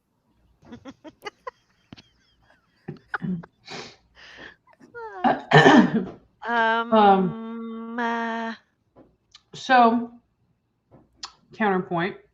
Mm-hmm. We don't. Is there any chance we would just? He just starts coughing. What? I'm sorry. Go on. Is there any chance that we just? Oh God! Hold on. Oh my God! He's just like sweating. Oh, is it hot in here? He snaps and turns off the fire. Oh, you must have found such an amazing. Hold on, I can't breathe. And he just like falls onto the ground. It's just like quiet. I assume the rest of us don't know what Nessa did. No. No idea. Oh, just gonna be No. Like, I'm gonna look over at Laird and Kate and be like, is this part of the act? Is this a thing that he does? That tea wasn't you know how I'm good at telling when things are poisonous and things are not poisonous. That was poisonous. In his tea. I just okay. Okay. I like go and like poke him. Like I am like I'm taking no chances right now. Like my brain, Lemon's brain is like, what? Do we Okay. just Hold on. This is gonna be okay, go ahead. Sorry, go ahead. Med is going to do just a cantrip to kind of like zap his butt kind of thing. What'll I do? Cool. I'll do Sacred Flame, where it just boop He has to make a dex save, otherwise he gets some damage. And if he like Med's gonna either like go towards his feet or something where if it does hurt him, like it's not gonna kill him. You know what I mean? Yeah. Is it bad that my first instinct was, why don't we just kill him while he's already down? Well, that's what I don't want to waste a high level spell on I do. on a fake. On a fake. Oh. No, he's over there faking, girl. Come on. I mean, like, if we just, slit throat, get out of here. Yeah, like Med's seen the some good old shit. He ain't buying this. He ain't buying Right. this. You zap down, zap him in the butt with a little sacred flame here, and you see like a little, like the robe kind of catches a little fire just real quick of kind of that little magical flame and does a little smoke, but he's still doesn't move at all. So it does I look really like it do caused like- any damage. I really If do you like did, it kind of didn't like. move. I do kind of like kick him a little, not hard, just like pushing him with the Alright. foot. You wanna, Like not as damaging or as hateful as poking like a jellyfish or something with a stick, but very similar in nature. Yeah. Like, what is happening? Yeah. What does it do if I do this? Stick Yeah. the stick up his nose a little bit, just be like, does that tickle? So you kind of like push on him a little, and body moves. You feel it, but not like it moves from you poking him, not like it's moving. And they're like real confused. Then all of a sudden, all the lights click out for just a second, as then a spotlight opens up right over the middle of this. You see that the body still laying there. But then over to the side, another spotlight comes on as two red curtains kind of drop down. You see that there is an explosion of colorful confetti that kind of bursts out in this area. And then as the confetti falls, you see Heckna standing there in this colorful kind of opulent jester suit, glimmering from head to toe. He grins, his mask absolutely spotless, as a magnificent stage kind of unfurls beneath his feet in this room. You see that there are around the room, just for a second, little translucent audience members kind of clapping. It looks like little images of someone just yeah. As then the one that is at your feet stands up, gives a little smile, a little wink, does a bow, and he says, "It's showtime," and disappears as the one on the other side pulls this giant mallet off of his back and just, Nessa, you think you could put me out with some poison oak or something? I thought we were going to have a great partnership here, and then you're already trying to kill me? It took Cicero 10 years before he tried. Fuck. Anyway, roll initiative. Damn, let's Ooh. go. Sorry, guys. No, you Needed to came here to happen. do it. Yep. You said sorry. Did I do that? Right? Ooh, Bird. okay. You know what I didn't do again? Make Laird a Make character. Laird a freaking token. Oh, a token. Okay, cool. I got a 3. Love that for me. No. Rolled a nat 1. Sometimes it's good to go last with initiative. Honestly, yeah. Oh, you know what? No, I did make Laird a token last time. It's just this. Oh yeah, it's the sexy Laird. Yeah. Laird, sexy Laird. Sexy Laird. Oh, what did I Laird's get? every version of Laird is sexy. I don't know what you're talking about. Okay. I mean, Okay, right let's now add you're a looking like a turn. vampire. I'm cool. It's cool. Tutu Laird was It's all sexy. good. Glitter Laird is sexy. Alive Laird is sexy. They're all sexy. What did you get, Nessa, for initiative? 19. Sorry. No, you're good. And then Med, what did you get? 15. Righty. Let's go ahead and put that in on order here with Kate, you being up first as all of this happens here. Yeah, Kate will Kate Let me move him will where he actually is. yeah, let me look at it. And then all of you we're kind of like around the thing itself here, you know. Cool.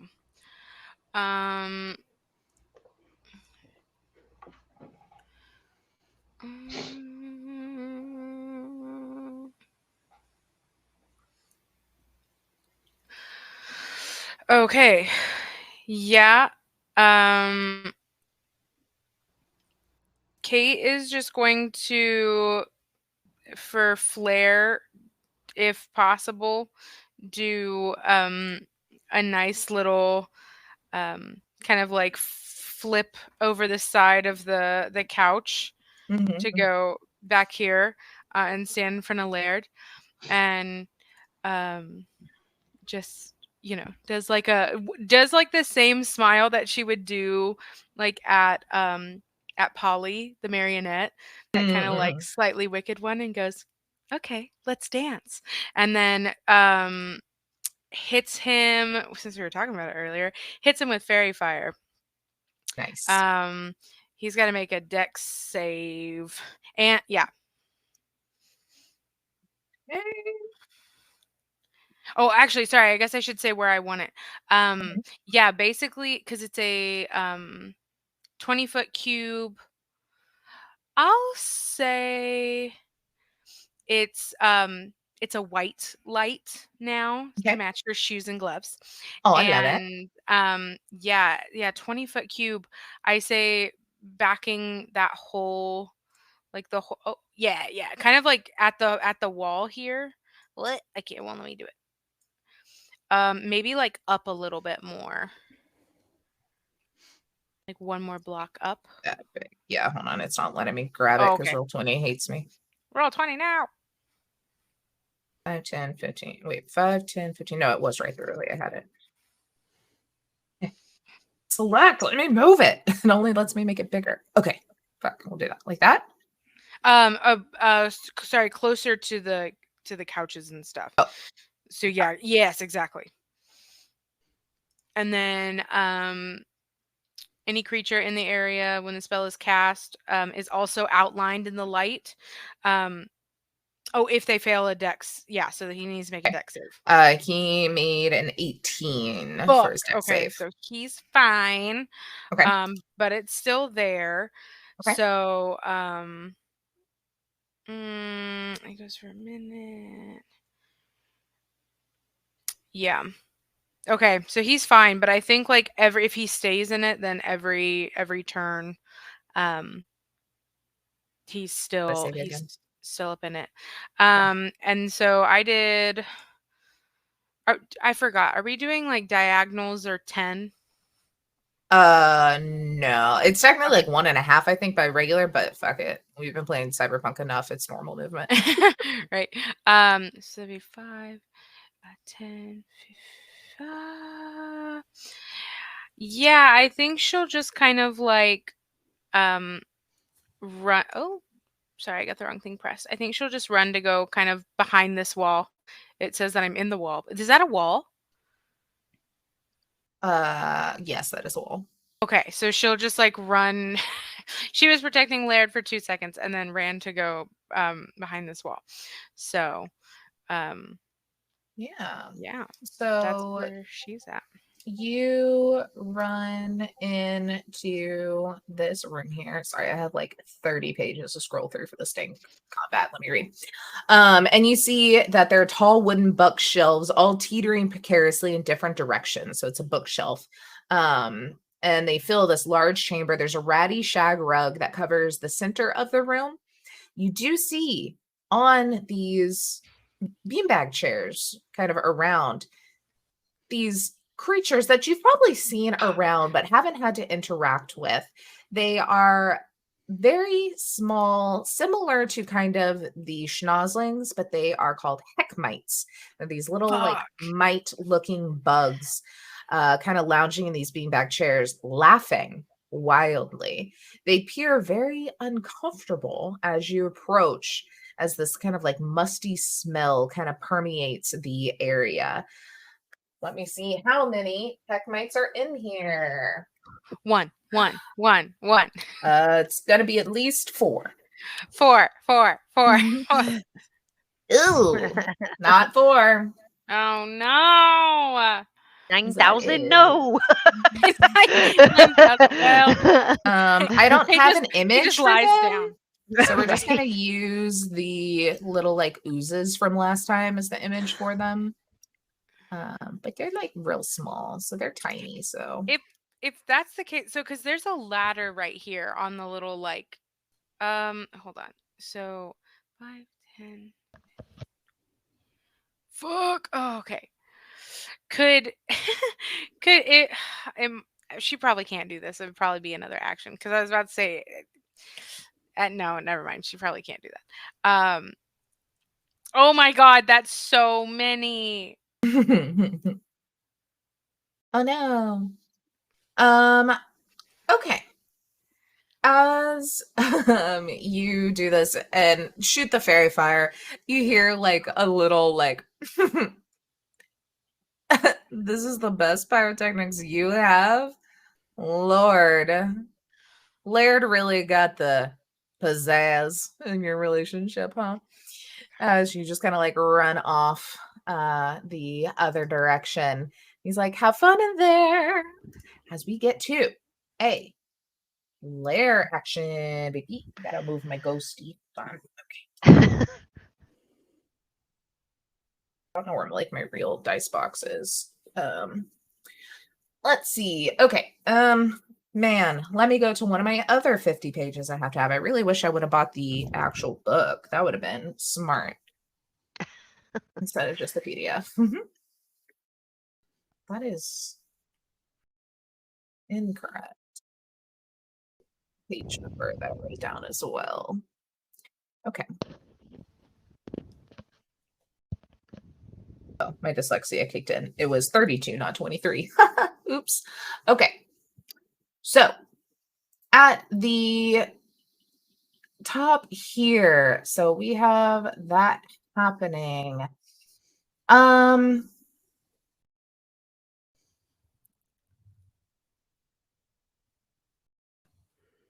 That sucks. Okay. So everybody's still here in the middle room. You hear a kind of click from above you as you look up and see this like trap door in the ceiling kind of open up, and balloons and confetti start to kind of rain down and obscure the area here. 5, 10, 15, 20, 25. So the green area here. A creature moving through this area must spend 4 feet of movement for every 1 foot it moves. Each creature other than Heckna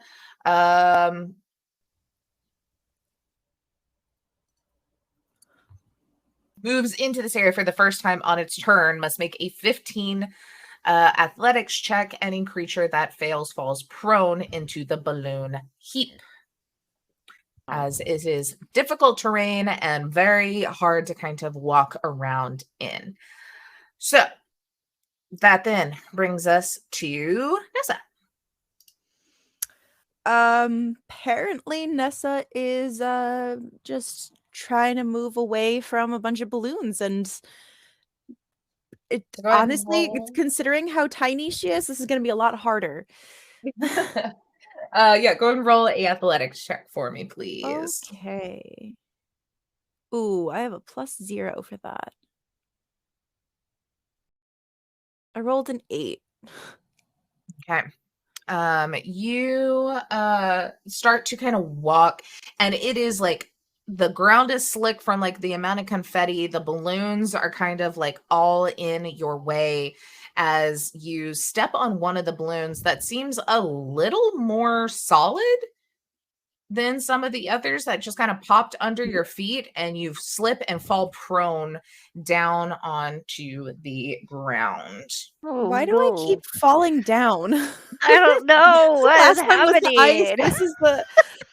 You're already so close to the ground. I know, right? You would Yeah. think you'd have a better center of gravity, but those rules don't apply. Oops. I have little legs and they like to just give out on me sometimes. All right. You, as you fall down to, you look at this balloon that kind of like rolls into kind of your face from where you've kicked it. And you see that the balloon itself, like most of them are just normal kind of plastic balloons, but this one is very much shaped to look like Heckna's face. It kind of has like the little tendrils that come out, like the jester's hat has the painting, and it looks at you and it smiles and winks.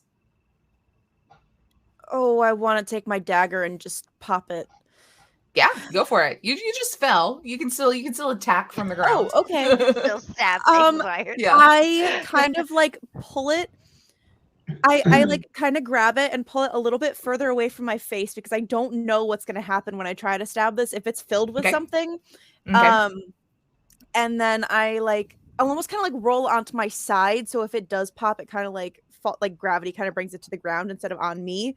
And Right. I like pull my dagger out from kind of like one of my belt loops, and I try to stab it. I'm gonna roll physical dice because I still have not learned how to do some stuff on here. I rolled a 13 base. Okay, that will hit. Go ahead and roll your damage. Okay, daggers do 1d4 plus 2. Ooh, a whole 3 points of damage. Righty. You slash into this balloon with your dagger, correct?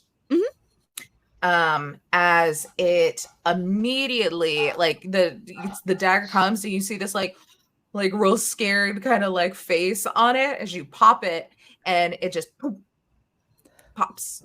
Absolutely nothing exists anymore.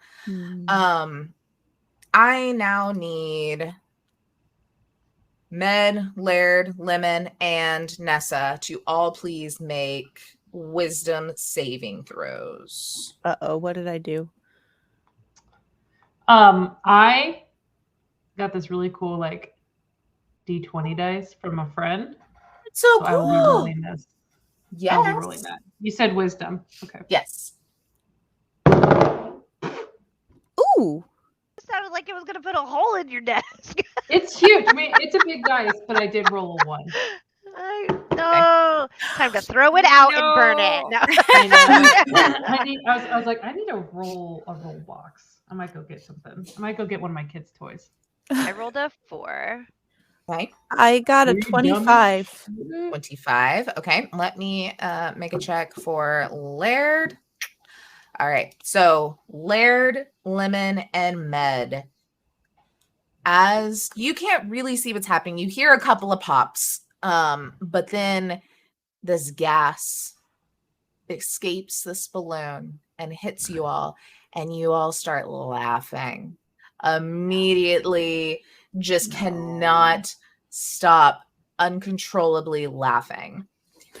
While affected with this, you cannot take bonus actions or reactions, and you must succeed a DC 14 con save to be able to take an action on your turn. You can attempt the wisdom save at the end of each of your turns. How That long? is so much worse than what I thought was going to happen. How long? How forever? Until you save. So yeah, you can try to save again at the end of each of your turns. Oh man. Go Okay. get this dice tower. Hold on. Kelly said, "I'm not rolling that shit on the table again."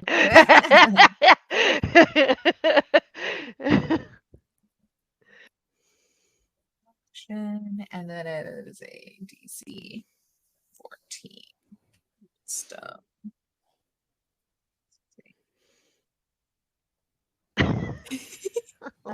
Did okay.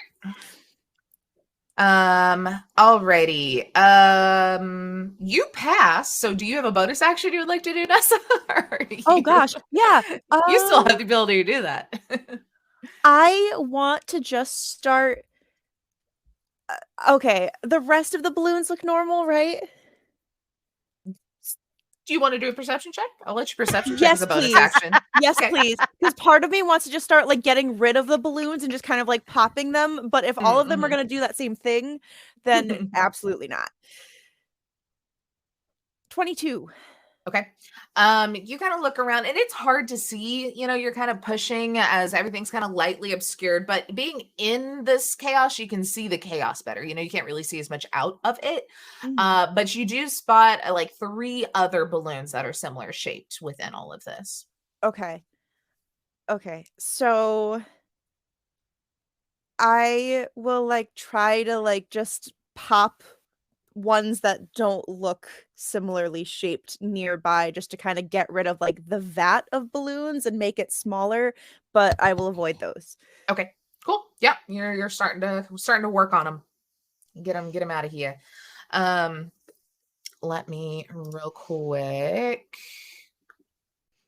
Although technically I don't even know what the problem was with that balloon that I did pop, so It's just something. I'm gonna just put one little balloon here so we remember kind of what the vibe is on this.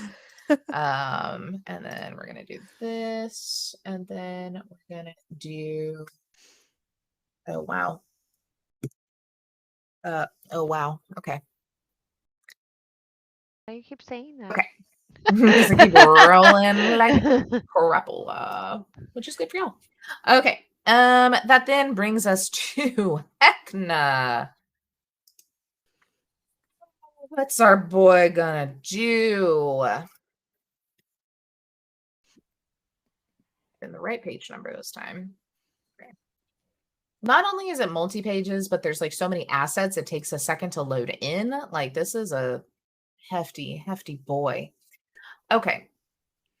I think as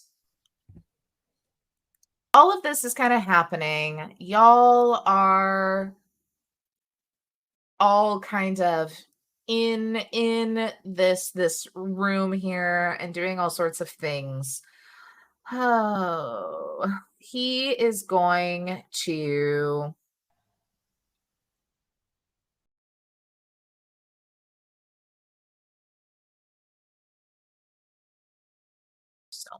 so much going on. He is going to walk his happy little butt over towards Kate. I'm just gonna kind of look around the corner. Like it's very much just like around the edge of the bookshelf at you. Are you sure you don't want to be my lieutenant? Do I have a choice? I mean, the choice is yes. And be I my didn't lieutenant. And your before. life is great, or no. Yeah, I didn't really before, so I don't know if I trust that. So no.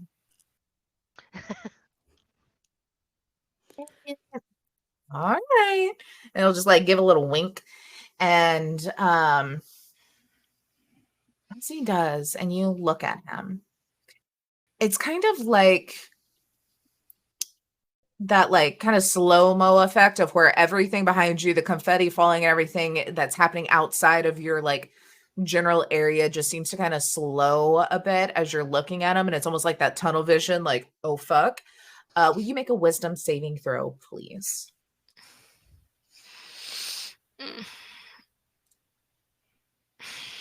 10. I You need to go get my actual dice. I hate the online roller. It sucks ass for me like every single time. Except to get initiative. What the fuck?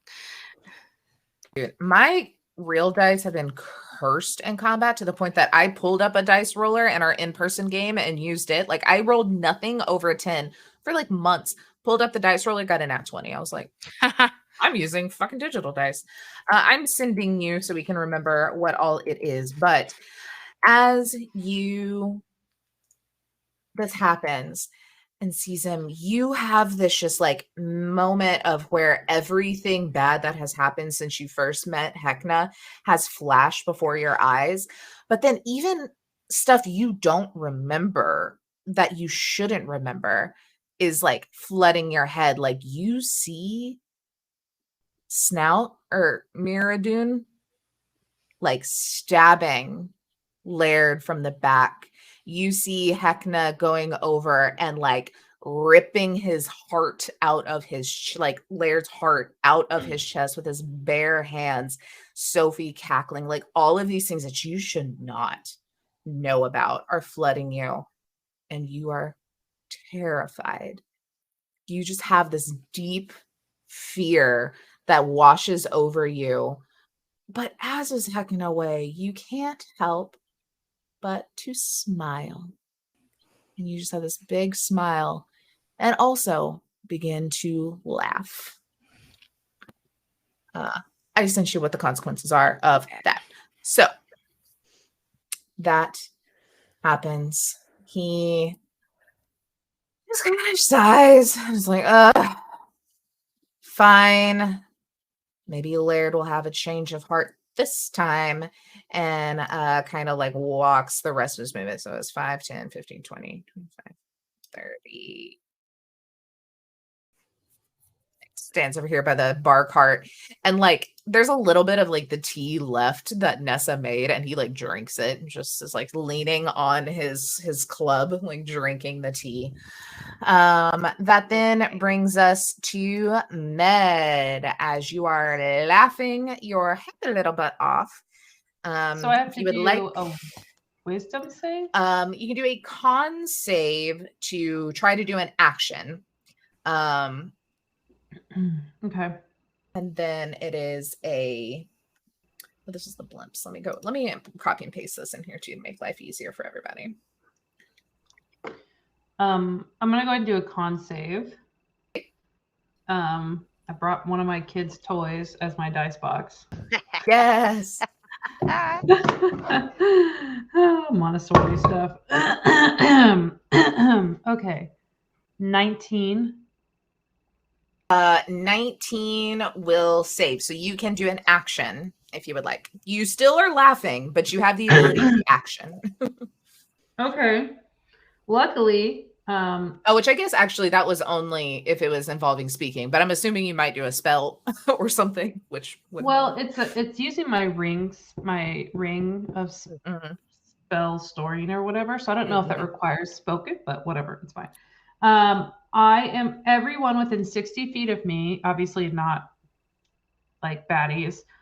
So all my allies are gonna get 2 + 2 to their AC for 10 minutes. So I'm assuming for this battle. That's 100 rounds. Yeah. So everyone gets a +2 to their AC. I'll make note of that.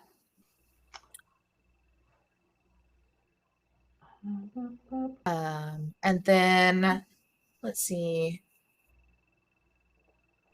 It doesn't say anything about moving, so if you would still like to try and move, I believe that is available as well. Okay. I don't know why my armor class went away. Go away. I do want to try and move. Okay. Do I have to do a dex save? So dex check or something? Athletics. Man, I really can't get numbers straight today. With this one, that was the lair action. You need to make a athletics check. Okay. Athletics. Okay. It's 4. And then it's basically difficult terrain as well. I think it says 4 feet to 1, which is just way too much to keep track of math-wise. So let's just. Okay. Difficult terrain is just as double. 13 will not. You start to kind of move and you like slip as well and kind of flip over the couch and you're like, oh no, and are prone. You can still use like half your movement to stand up and then continue out. Can I like fly out? Mhm. Yeah, I Okay. would say so. That wouldn't involve having to step on things and Okay. So then I'll use half my movement to stand up and jump up and then There you go. fly. So that's and then let's see. Heckna's over here by the drink cart. Yep. And I saw the little am I can I see these little heck mites or whatever they're called? Yeah, I would say so. You got a pretty clear shot. Okay. And I can only move, right? Correct. Okay. I'm going to where's my guy? There we go. I'm just gonna kind of move to be on the corner right there. Okay. Outside of the difficult terrain. Okay. And that's it. Alrighty, and then you can make another wisdom save to stop laughing and be good again. Okay, it's +4. 15. 15 will do it. You get out and you kind of get some fresh air. That like smoky air hits you again. You're like, huh, that is not funny. Just kind of like, what the heck? As you do that, I looked at my piece of paper, guys, and I remember he has legendary actions. So, Oh my god.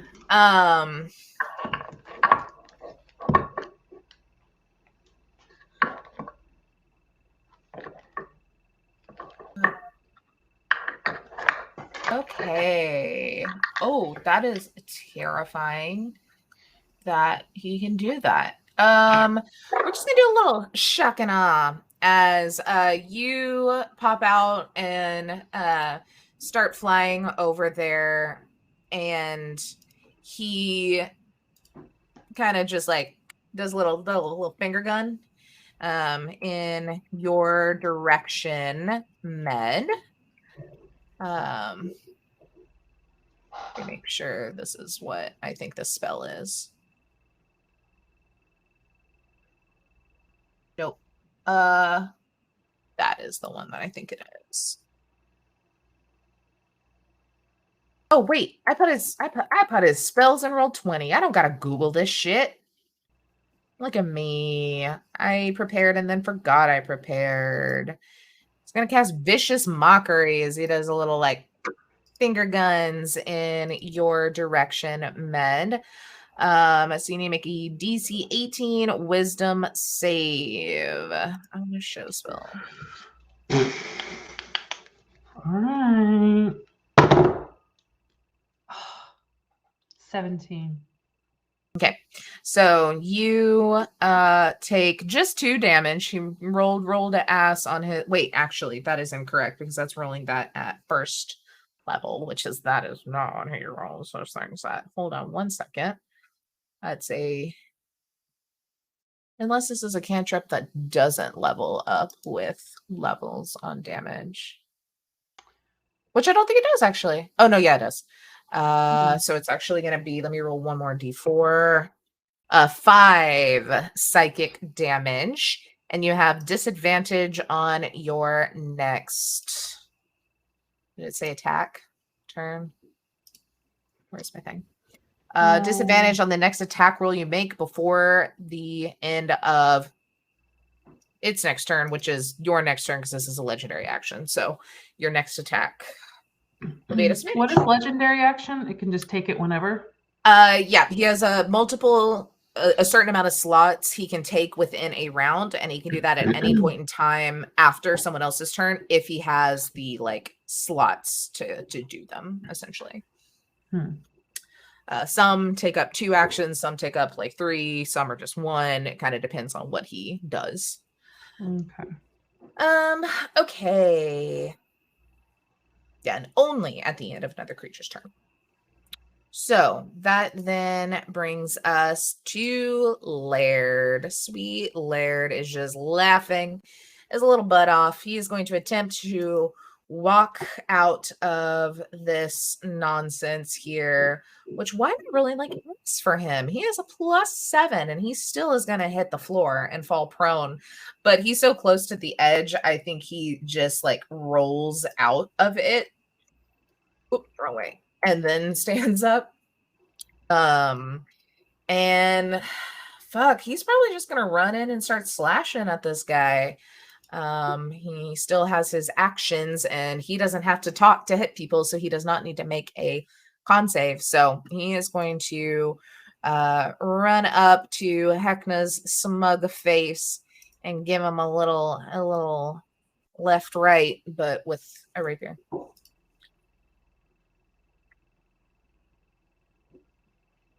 This is the first one. Jeez Louise. I'm sorry, y'all. Someone should probably roll for Laird because my dice curse is going to continue. He missed both of the attacks, and then he's going to make a wisdom save to try and stop laughing. It's not looking good for him. Oh, nope. He doesn't have to save against Heckna. He saves against a blimp. He stops laughing. So that's a good thing. That then brings us to Lemon. Okay. So I have to make a wisdom save, correct? An athletics to move, To move. a concentration if you need, or a con save if you need to talk at all. But then the wisdom save is at the end of your turn to break the laughing gas effect. So you can still take a move and an action. You just can't take bonus actions or reactions until you break that by passing a wisdom save. Okay. There's a lot stacking up here. Mm-hmm. Okay, I will try to move with so I can take so I make an acrobatics check. Athletics. Okay. Oh god. It's kind of like wading through like thick water at this point with the amount of confetti and stuff. It's a 9. It was almost a 19 though. It like sat on there for a minute and then it was like, nah. All right. Yeah, you hit the ground prone as you feel just like, like the string of a balloon kind of trip you up and you're like, ah. Crap. Because I need to talk. Okay. You can make a con save. Okay, I will do To that. talk. An 11. I have a +7. I mean, come on. All right. Can I just hand up? Because that's going to be my turn, right? Like, standing up is my turn. Yeah, standing up is half your movement. So if you have any like non-talking actions you can do that. But if not, standing up and then you don't have to make the athletics again. You only have to do that at the top of your turn. So you can now like use half your move to stand up and kind of wade out of the mess if you need to. Everything has a verbal component. Okay. Cool. Wait. Yep. I can't do shit. Does your wand require? Oh, I wasn't sure if it was a wand if you still had to do it. Yeah, it says components verbal. Yeah. Boo. Okay, well, I'm gonna stand up and then try and make a wisdom save at the end. I hope that's okay. That's what I can do, correct? Okay. All right. Wisdom save. It's a 16. All right. You feel the gas effects kind of wear off as you scurry out and you're like, also again, like, why was I laughing? All right. Well, unfortunately for me, that's my turn.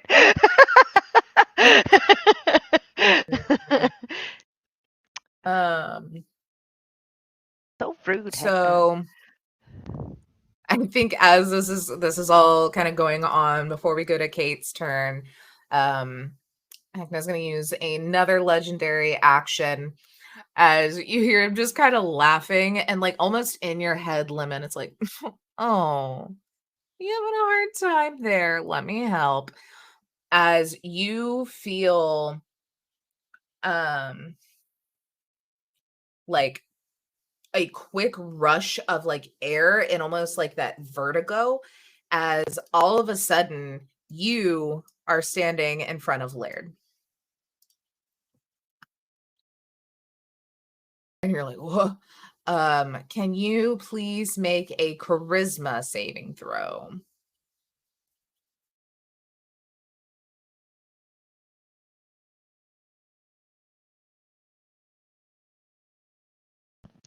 Got a 14. 14? Uh-huh. 14, you're fine.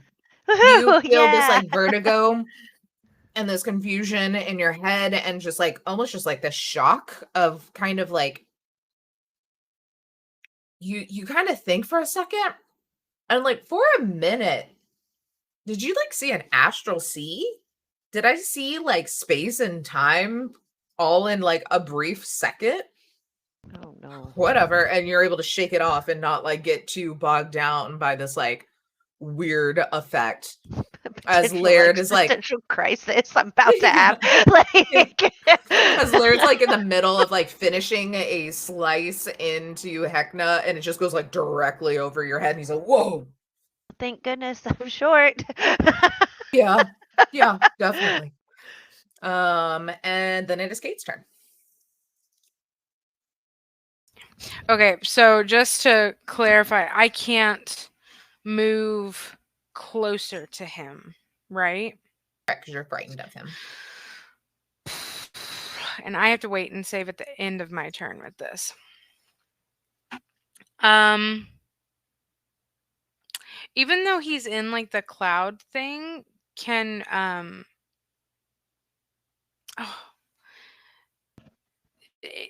yeah, if he still be seen?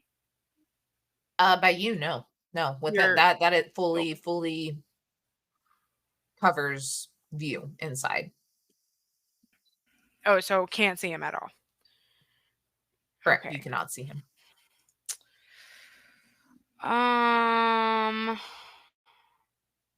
Okay. And the only way that I can go, like, I can't go. Well, I mean, I don't know where he's at, so it wouldn't make a difference.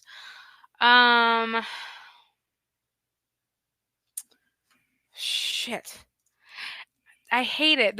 I hate it when like the whole time I'm like waiting for my turn. I have this plan, and then as soon as it gets to my turn, I can't do that plan anymore. So sorry, guys. Okay. Well. I'm.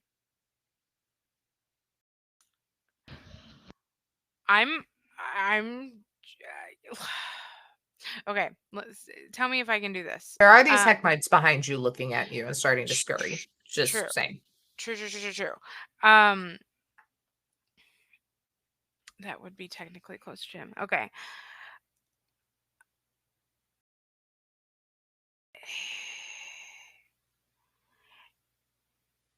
Yeah, I guess 5,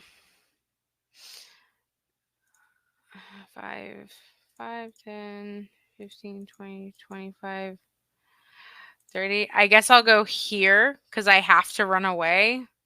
Okay. And I have to use my full movement.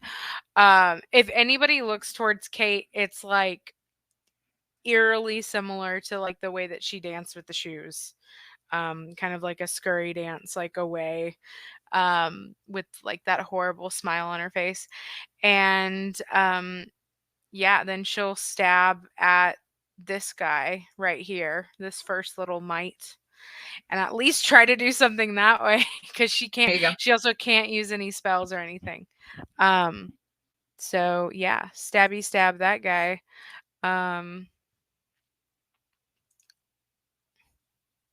21. Yeah. Yep. Okay. 5 points of damage stabbing that one. Yeah, you like slice like kind of like the back end off of it, but like a wasp, it's still kind of wriggling and like heading towards you, but it's not looking great.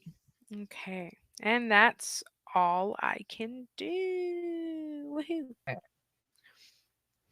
Alrighty, that brings us. Oh, this is the top of round 2. All right. That then brings us to the lair action as the balloons stop falling. You now see just the 3. Oh, wait. Wait, why did it? The turn order is real fucked. It skipped the new guys. Hold on. Oh well, that's fine. We'll work with it. We're gonna pretend this is all happening at the same time as Kate was going, because for some reason it skipped. Our bugs and our balloons done got skipped. So Kate, you slash into this one as it's jumping at you, as well as the other 2 all seem to jump your direction. Let's see. That is going to be the first one hits at you with why is it rolling at advantage again? Hold on. Where's my roll dice? Let's roll. A natural 1. So the one you hit, we'll say, like, as it was jumping at you, you like slash into it and it just shoots it off of its trajectory and it slams into the bookcase behind you. Whereas then the second one goes for you, and that is a 19 to hit. Yep. And that one will do, if I can find a D8, not a D10, there's a D8. Does 5 psychic damage. As it hits you, you hear like a little laugh, like it's like almost like it bites at you, and you can just hear this little like whisper in your head, and you're like, oh, fucking weird. And the third one will do the same, but horribly misses, I'm going to assume, with a 9. Yeah. Alrighty. So then these other 2 here, one is going, actually we'll split them up here. 2 are going to go towards Lemon, and 2 are going to go towards Laird. So Lemon, the first one is going to hit you, and it like kind of goes for your kneecaps. It goes real low. That is a 13 to hit though. All right. The second one is going in for a bite with only a 9. So then the 2 for Laird, one's going for the legs, misses again with only a 10. And the other one is going to hit with an 18. Laird takes 3 psychic damage. Remember, Laird also has the +2 to his AC. Oh, that's right. So that would have been, I don't know if that affects this or not. 19, 20 would have been his AC. So yes, it would have missed. Yes.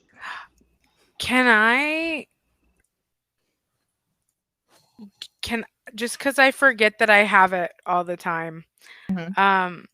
I have a reaction, like not the one in my gloves, but I have Mhm. cutting words. Could I have Mhm. cutting words that one that got me? Does your thing allow you to do any? You can't speak or cast spells. Oh, God, sorry. I'm trying to like sit here and like understand everything, and I can't. Mhm, mhm. Because it says As long as if it doesn't have a verbal component, but it's cutting words, so I'm assuming it is because you tell someone off. yeah, it's like not. It's under like the actions and reactions. It's not actually like under spells, so it doesn't say The like what description of it. components it has. It just says as a reaction when a creature that's not immune to being charmed you can see within 60 feet makes an attack roll, ability check, or damage roll. Just kidding. Never mind. Oh God, sorry, didn't read. Never mind. Forget what I'm saying. Alrighty. Then that takes us to the. We already did lemon because we went all out of order because it skipped those guys. So the balloons. The balloons are gonna do something.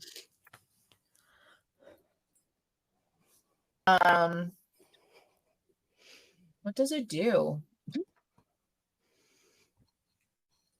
Okay, so I am so very sorry for Nessa because you are the only thing that Oh, no. any three of these can reach.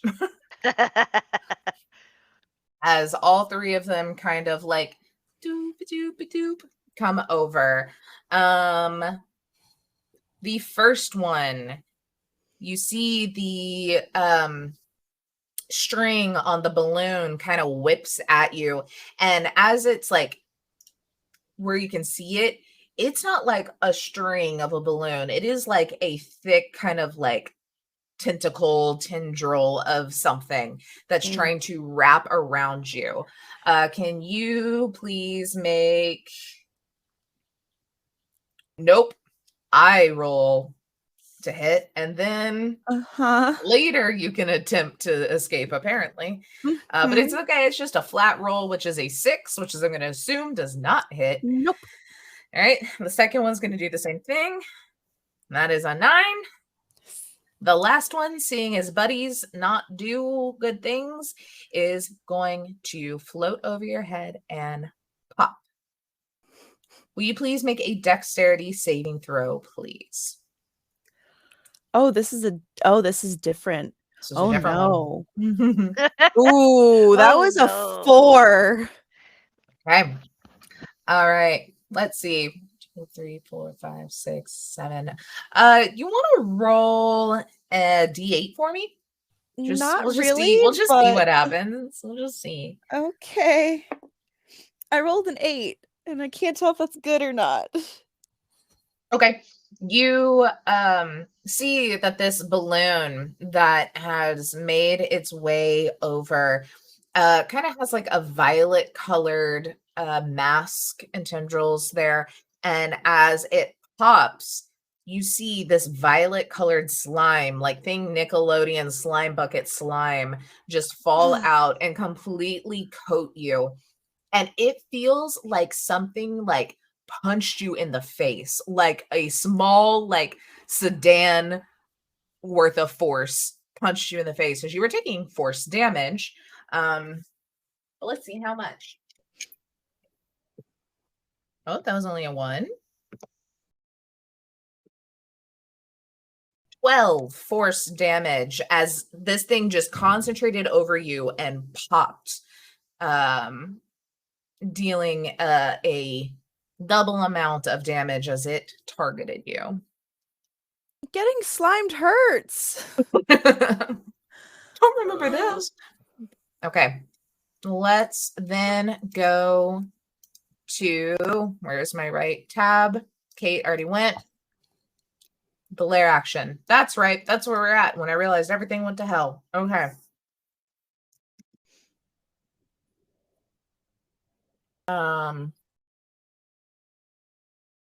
What room are we in here?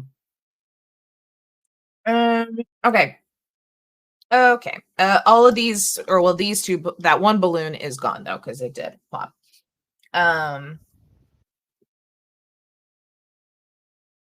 Didn't she pop one? Popped 1 of 4. Oh, So these 3 okay, were still okay. left. Yep. Gotcha. Okay. With that, there's not really any super good ones that I want to do right now. Yeah. Heckna just kind of laughs and is like, maybe it's a good thing y'all aren't my lieutenants. This is sad display, everybody. As then he is going to walk over to you, Nessa, just being the closest. And he just kind of like kneels down because he's like 8 feet tall. So he just tries to get like down to your level, which is like real terrifying as his legs are like, he's trying to kneel, but it's like really off-putting. And he is like,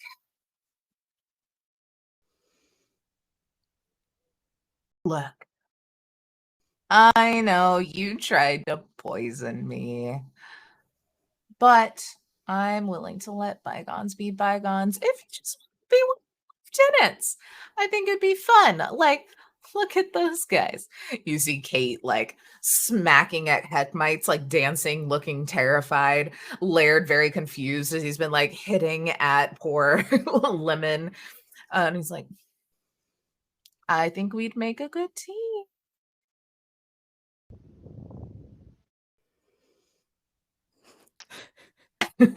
My turn is right after him. Can we say that it's that he leaves off? It's my turn. Yeah. Yeah, because you know, he I will say is going to hold and see what you do. Okay. As he's just squatted down looking at you. Okay. So I know I'm knocked prone from the balloons, but can I do a concentration spell still? Or actually, wait, no, is that even concentration? I don't even know if that's concentration. I don't even know if that counts as, it doesn't even count as a spell. Okay. So I look up at him and I say, you know, I've heard you're not a really great business partner though. And then I want her to wild shape into an elephant. So he doesn't need to bow down. He doesn't need to bend down to me anymore. He's just like, huh. All right. So is it bonus action or action wild shape? I don't know if I can have that be my bonus action. I think like a druid can, like, and that is because that's their like specialty, but I don't remember what type of druid that was. Okay. Or if that was all. So for me, under bonus actions, the only things I have are 2 weapon fighting, one of my spells, and my spirit totem. So I don't see it listed there. Are you druid of the moon or land? Druid of I am a wild sphere druid, I think it was called. 1 second. Druid. That's one that gets more animals, right? Circle of the Shepherd. Circle of the Shepherd. Okay. Which is the one that helps me recruit a lot more animals, but I'm not gonna be able to recruit animals when I'm in this shape. But it seemed like a good like flavor good flavor thing right now for him to be bending down to see me, and then all of a sudden I'm just like, I could stomp you. Yeah, it definitely switches up what his action was gonna be as he like looks up as you go, and he just like slowly stands up, and like his eye line still being like pretty even with the eye line of the elephant. Granted, you're still like rotund in comparison to his very lanky form. And he's just like, look, like I said, I wanted every one of you here, but this one really hurts that you just won't play nice. And he just swings into the side of your head with his mallet. Could I bonus action to hit it with my trunk? Is that a bonus action I can do? I don't think so. I mean, it depends on what the elephant stat block has to do. Is there an easy place where I can grab that? So I feel bad that you keep telling me Google them. Okay. Here, I will do that. Yeah. I very much the entire time of me ever running or playing D&D, I've never bought the Dungeons Master's Guide. I've never bought the player handbook. I just Google shit and then go with it. I'm like, that's my answer. Let's go. Okay. But yeah, he's going to right into the side of your head. Ooh, that's a 19 on the die. Rude. So I'm going to say that one's probably gonna hit. Okay. Did you... Oh, yeah. Okay. Okay. Take 16 damage to the side of the noggin. As and the hit you point. With the... Oh, good. I have 76. That's fine. Okay. 76. And you said 19? 18. 18. Even better. He then so it's like he kind of like swings, hits you in the side of the head with the mallet part, then does this like little spin with it on his hand to where then like the handle part points at you, and he kind of uses it almost like a staff, like casting a weapon. So he does like a little spin, or casting a spell and does a little spin, and will then kind of like bonk you on the head with the back end of it, casting Shocking Grasp. And that is again me to hit. That doesn't look like there's a save necessarily. Ooh, that was less great. Though you're in elephant form, so that's a 15 to hit. And my armor class is a 12. Okay, so this one is going to hit. Basically, it's going to be lightning damage, and then you will not be able to take reactions until the start of your next turn. Okay. I keep rolling very low on damage, which is nice. I literally rolled a couple of ones there. So that is 7 lightning damage. Okay. And you cannot take reactions. Okay. Okay. That was his official turn. That was your turn after you held. That brings us to Med. No, so don't forget you have all those potions or whatever if you need to. Okay. I have a ring of rejuvenation too, so I'm okay. Oh, nice. Okay. Okay. Med is going to fly towards. Oh, you know what? No. I'm going to do my spirit weapon. Okay. That thing. Where is it? Action. Oh, it's a both. Spiritual weapon. There we go. Okay. And I am going to have that go towards the Heckmites. Okay. So I don't have which group? Actually, you know what? No, I want it to go towards if you'll put the sword on the thing, I'll move it. But I want it to be towards Heckna. I've lost the actual like sword, so we're just gonna use this little goblin guy. I should have access to movement now. Oh, there we go. Okay, I want to put it over here. Boop. Right by Heckna, and I know I'm at a disadvantage, but we'll see what happens.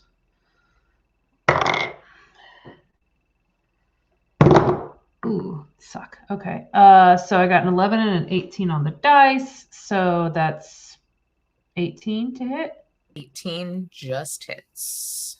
Woo! All right. It's a D8. Okay. +4. That's a. Oh, I'm doing a 3rd level. Okay, so that's 5 plus 6, 11, and it is force damage. And since I'm interested to see does he look like it hurts him at all, because it's a magic weapon. Yeah, I think it's very hard to see around this giant elephant that's now taking up the general space here. Yeah. But yeah, definitely as you can hear this like what the like a very like confused like what is that? And seems to be having a bit of a reaction. Okay. Then as a bonus action, can I attack again with my spiritual weapon? You had to use your bonus action to cast an attack. Oh, okay. So then I think it's an action, which I think it can only attack once per round. I think that's like that would track. I just wanted to see. Yeah. Gotta test it. You never know. Yeah. Okay, then I guess that's it. He's not gonna. I'm gonna do a little switcheroo here. I'm gonna have him kind of get behind this chair over here. We now have an elephant in the room. Oh my god. actually, can I? Oh, there I am. Yeah, you are. Okay, and then Med's just gonna I'm hide better. behind this chair for some cover should he need it.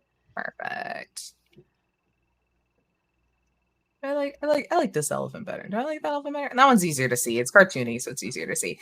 So I there's like the our elephant. You cartoon should have elephant. access to it. He's Access to it. big. He's a big He's a boy. big boy. Alrighty. That then brings us to Laird, that is going to just turn around and swing on to these Heckmites and get them the heck away from him. Rolled a 3. And then a 17. So that's 24. So there we go. There's one. And then he does 10 damage as he slices one of them out of existence. Oh, I gotta move the elephant for a second so I can grab it. There we go. And then he is going to run over towards where Heckna is, jump up on this couch and second wind and slash into him again. Or not second wind. What's it called? Action surge. Yay. That's a 19. The first one will hit. And that is a 23. The second one will hit. So he will hit with both of these. Max damage on the first hit. And nearly max damage for the second hit. So he did 23 damage as he hops up and slashes into the side of Heckna here. And you just hear this like little, like, again, a very cocky kind of laugh. He's like, oh, y'all, you're really not going to quit, are you? As then it goes to the Heckmites. This one, we'll say these 3 are still over at you, Kate. The first one is going to jump at you. Nope, that is only a 12. The second one, oh, that's better, 19. Okay. He is going to do, nope, that's a different attack. I need this damage die. 1 psychic damage. I like that. As the third one is then going to jump at you. That is only a 14. Oh, it doesn't hit because I got the +1. Yay! And the Also- +2 from Med +2 for the spell. from me. Yeah. Yeah. Everybody Oh. got a Yeah, +2 plus- from Med from his spell. Oh, cool. Yeah, you got a +2 AC. Oh, sweet. Okay. Well, the other one. So also, I forgot 2 things. First thing, I was supposed to roll for wisdom save to see if, or I think it's wisdom, Mhm. to bust out of that. Where'd it go? Where'd it go? Where'd it go? Where'd it go? Where'd it go? The music is too loud in my head. In Kate's head and in my headphones. Oh yeah, wisdom save for that. Let me do. Shit. Okay. Well, I'm still smiling. Then I gotta do a con save to see if my fairy fire is still up. Oh, okay. Um Do you and I want it to get- still be up? no, No one's in it. Yeah. You can I'll drop it just- if you want. Yeah. Okay, I'll just drop it. What was your save? Oh, for the 10. It was a 10. Oh, okay, that is not enough. Okay.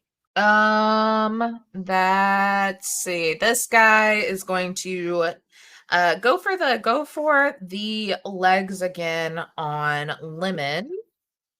It's a natural 1. So I think he jumps and lands inside of the piping hot tea kettle and boils himself alive as he's jumped to the bar cart behind you. It's gone. That is so sad. The other one, that is a 12. And then the third one now with Laird gone is going to jump at you as well.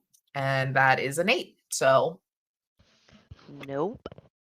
man, Lemon, it is your turn.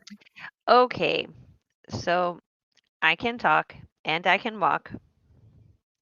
So I feel like I'm gonna be able to do something this turn. Okay. I am going to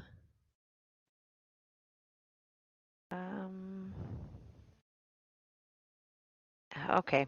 Okay, okay. I mean, I'm just gonna do I'm gonna use my I don't know. I'm gonna do fireball at 3rd level. Okay. And I'm gonna obviously aim for Heckna. Okay. So it's a You want to deck get the save. balloons as well? Just get them out of the Oh, way. I mean, yeah, can I do that?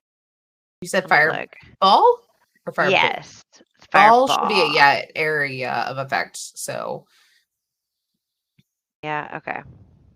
do you want to careful to not get layered in the elephant? Yes, I don't want to get either of them. So, Okay, perfect. yes. Alrighty. We are going to roll a deck save for the host with the most. He's going to use a legendary resistance. That's okay, because if you fail, or even if you succeed, you still take half, correct? Perfect. Yep. So he's going to auto succeed. The balloons have a 11. -8 dex, so they're about to get incinerated.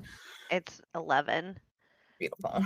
All right. The balloons get incinerated. I'm going to say even with this, just the large amount of heat and flame, that gas is getting eaten up real quick. Good, that's what I I'm going was to use some hoping for. science there and not worry about that. Chemistry.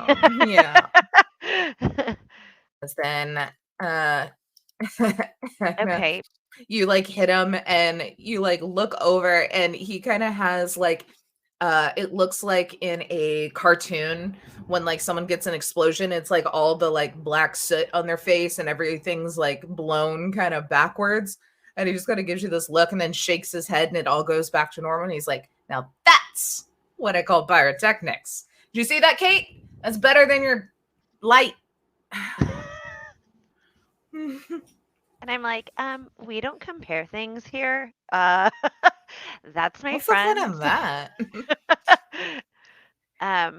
And then okay, I think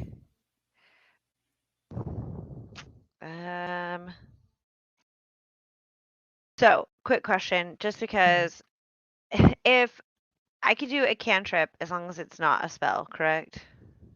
Or can I? Cantrips, yeah, you can do a cantrip and a spell in the same turn, perfectly fine. It's if it's a bonus action spell, you can't do that as well as an action spell. So like 2 things coded spells, you cannot. Cantrip, yes. Okay, well, so can I firebolt him then? Yeah, absolutely. All right. Okay, well, I'm gonna roll to hit. Don't know that it's gonna happen, but let's do this. No, it is not. It is a 10.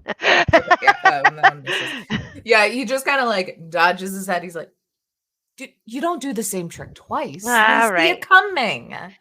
Yes. All right. All right. All right. And then that is my turn. Alrighty. So that brings us back to the top of the round, but not before we have a fun little legendary action. As Lemon, as he's kind of looked at you and said, you don't do the same move twice. What is up with that? And you're looking at him. I need you to make a wisdom saving throw as he's like, now let me show you a real doozy of a trick. And he pulls off his mask, and all you see under it is just this empty cosmic void. Very similar to what you thought you saw as you were teleported and switched. And it is just this absolute, immediate, empty, cold feeling. And you can like feel that like hatred, that twisted fucking sense of humor. Like you can feel it like leaching out, like it's just like permeating you from whatever this void is behind his mask. What did you An make? 11.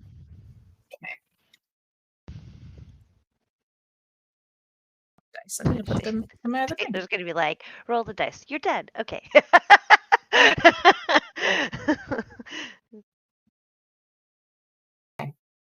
You take 22 damage Okay.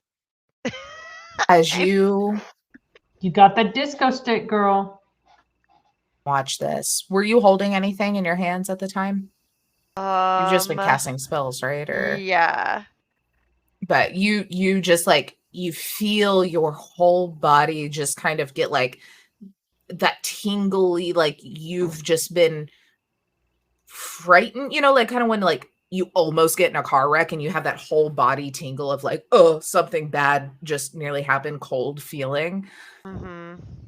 And you immediately just turn and run away. You are going to use your reaction to move your movement the opposite direction of Heckna, wherever you choose to throw yourself on the map. The direction would be over here with Kate. Okay. That's a wild scare. You get scared, you go over there. You go to the corner. It's just like tears going down her face, but like a wicked, like horrible smile, and it's just kind of like, you too. As you run, Laird and Nessa see the same thing. I need both of them as well to make a wisdom saving throw. Who's rolling for Laird? You? I'm rolling. I don't know if y'all want me to, but I'm rolling it. I shouldn't. I'm not going to. Yeah, I'm also not rolling well. So. Laird drops both of his rapiers on the ground. Fuck. Jumps over the couch and rushes out the door.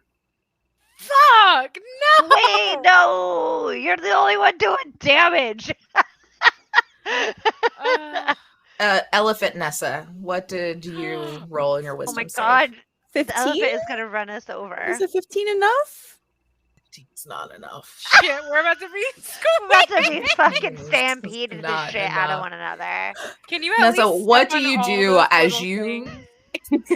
where do you go as you feel this absolute terror hit your soul? It's like seeing all of time and none of time and all of death and all of history in one brief second. It is like such a psychological, like Cthulhu Lovecraftian fucking cosmic horror fear. You can run any direction as long as it is away from Heckna. Out the door, up. There's a door up at the top, a door at the bottom, or into the library with the girls. Okay, so my movement speed as an elephant is 40 feet. So I'm gonna do kind of going with that cartoon thing again. Kind of like when an elephant sees a mouse in a cartoon and it kind of like goes up on its hind legs for a second. It's just like, oh fuck. And then I am going to make sure I'm not running towards the people that I could accidentally step on. And then I run step out. on the mites. If you want to step on the mites, I- that's solid. I mean, okay, but I don't.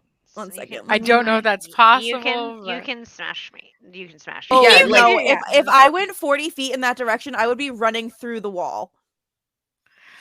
So I have to run out. So I run over here. I would literally like run past both of you and through the wall of the tent. So Ned, you watch this happen as he turns around, putting his mask back on his face, and like gives you a little wink. And that is where we're going to end tonight's episode. And we will pick this Winking up at next Ned. Sunday. He lost like 10 points of damage, or something like that. Blair did I like 20 think something. I'd say in it was one like day. I think the most was 20 something. Listen, Jesus. when I finally am not afraid of him anymore and I go back as an elephant, I can do 3d10 plus 6 damage. I just need to get there You need to get there And not be scared. and not be Right. scared and not be covered in let me slime. Click this. I'm gonna make a little note up here that we are the tippity top of the round because that was the very last legendary action he needed, which actually means I can erase all of these and he has his legendary actions back for this round, baby.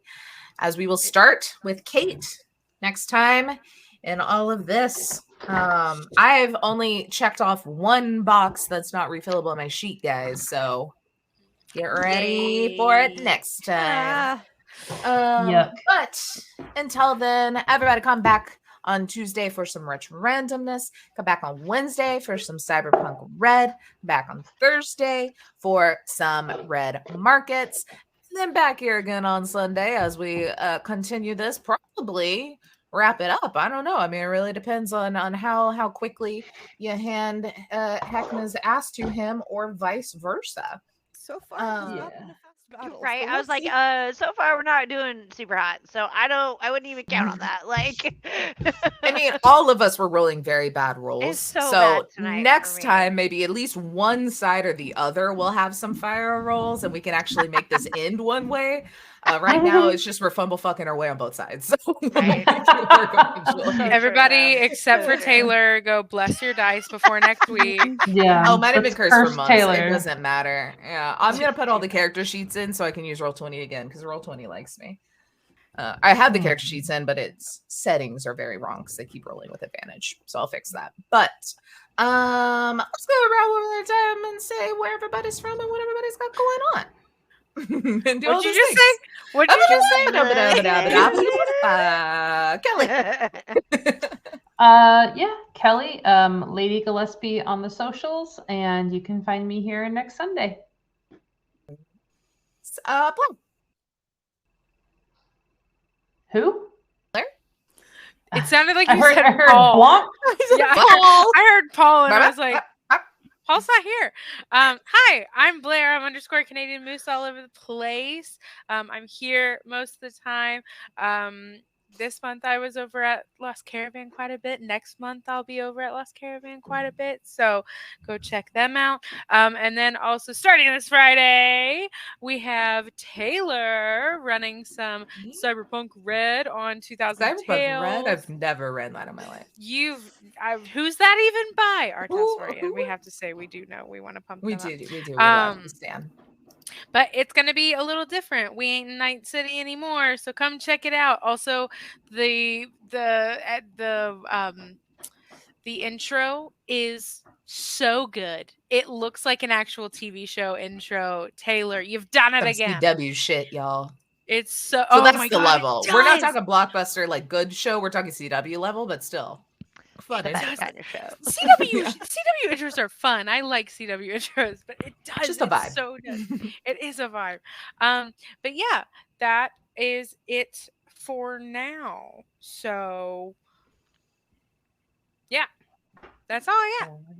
Holly. All right. Hey, I'm not doing anything this week, which is good. I need a break. But I will be back here Sunday to hopefully finish this out. I really just want to blow him up. Okay, like I'm so mad that every time I try to blow someone up, it never works. So here's hoping next week I might actually have physical dice instead of rolling online. But yes, nope. Other than that, that's it for me. And Lonnie. Okay. I'm Lonnie or Looney Shaz. Other than this right now, the only thing that I have an actual date for is on Tuesday, the 31st, which is technically tomorrow because it is past midnight for me. I am in Locust on Lost Caravan, so very excited about that. And then everything else is just when casting calls get casted. Casting gets casted. So Heck yeah. Cool. Awesome. And then I'm Taylor at _potato_. Also signed up for Storm Lost Caravan for February, so we'll see. Maybe we'll all have a reunion again. Then Tuesdays over on 2000 Tales, we're playing Masks as part of our big gay dice game. You can check that out live on YouTube. Also, there's a podcast up, so you can just go listen to all of it whenever you want. And it's super great. As well as Live Lotion Friday, back on 2000 Tales Roleplay for some cyberpunk as we're in a break for our Monster of the Week campaign, which also has a podcast. You can go listen and catch up before we come back. Also, just if you want to know anything else that High Shelf Collective is doing that the people here aren't a part of, go look down below this video and go follow us on all of our socials. We're not doing Twitter at the moment because but you can follow us everywhere else. Instagram, TikTok, Tumblr. Ooh, who wants to get back there? We are. YouTube, all that kind of stuff. Go follow us. Did I say Instagram? I don't know how Instagram. weird it Facebook? was to log into Tumblr for the first time since 2010. I was like, oh, but it doesn't feel that different at it's all. It's not different. It's not it's different really not. at all. It's so weird. It hasn't changed, but I've changed a lot since when I had a Tumblr. Right. Back in I've changed a lot 2010. since I had a Tumblr too, but I still had the urge to go back and rewatch Doctor Who and Supernatural and like listen to Mayday Parade again because I was just like the nostalgia of being on Tumblr. I was like, oh god. Right. Fair, yeah. Yeah. Also, But- Discord link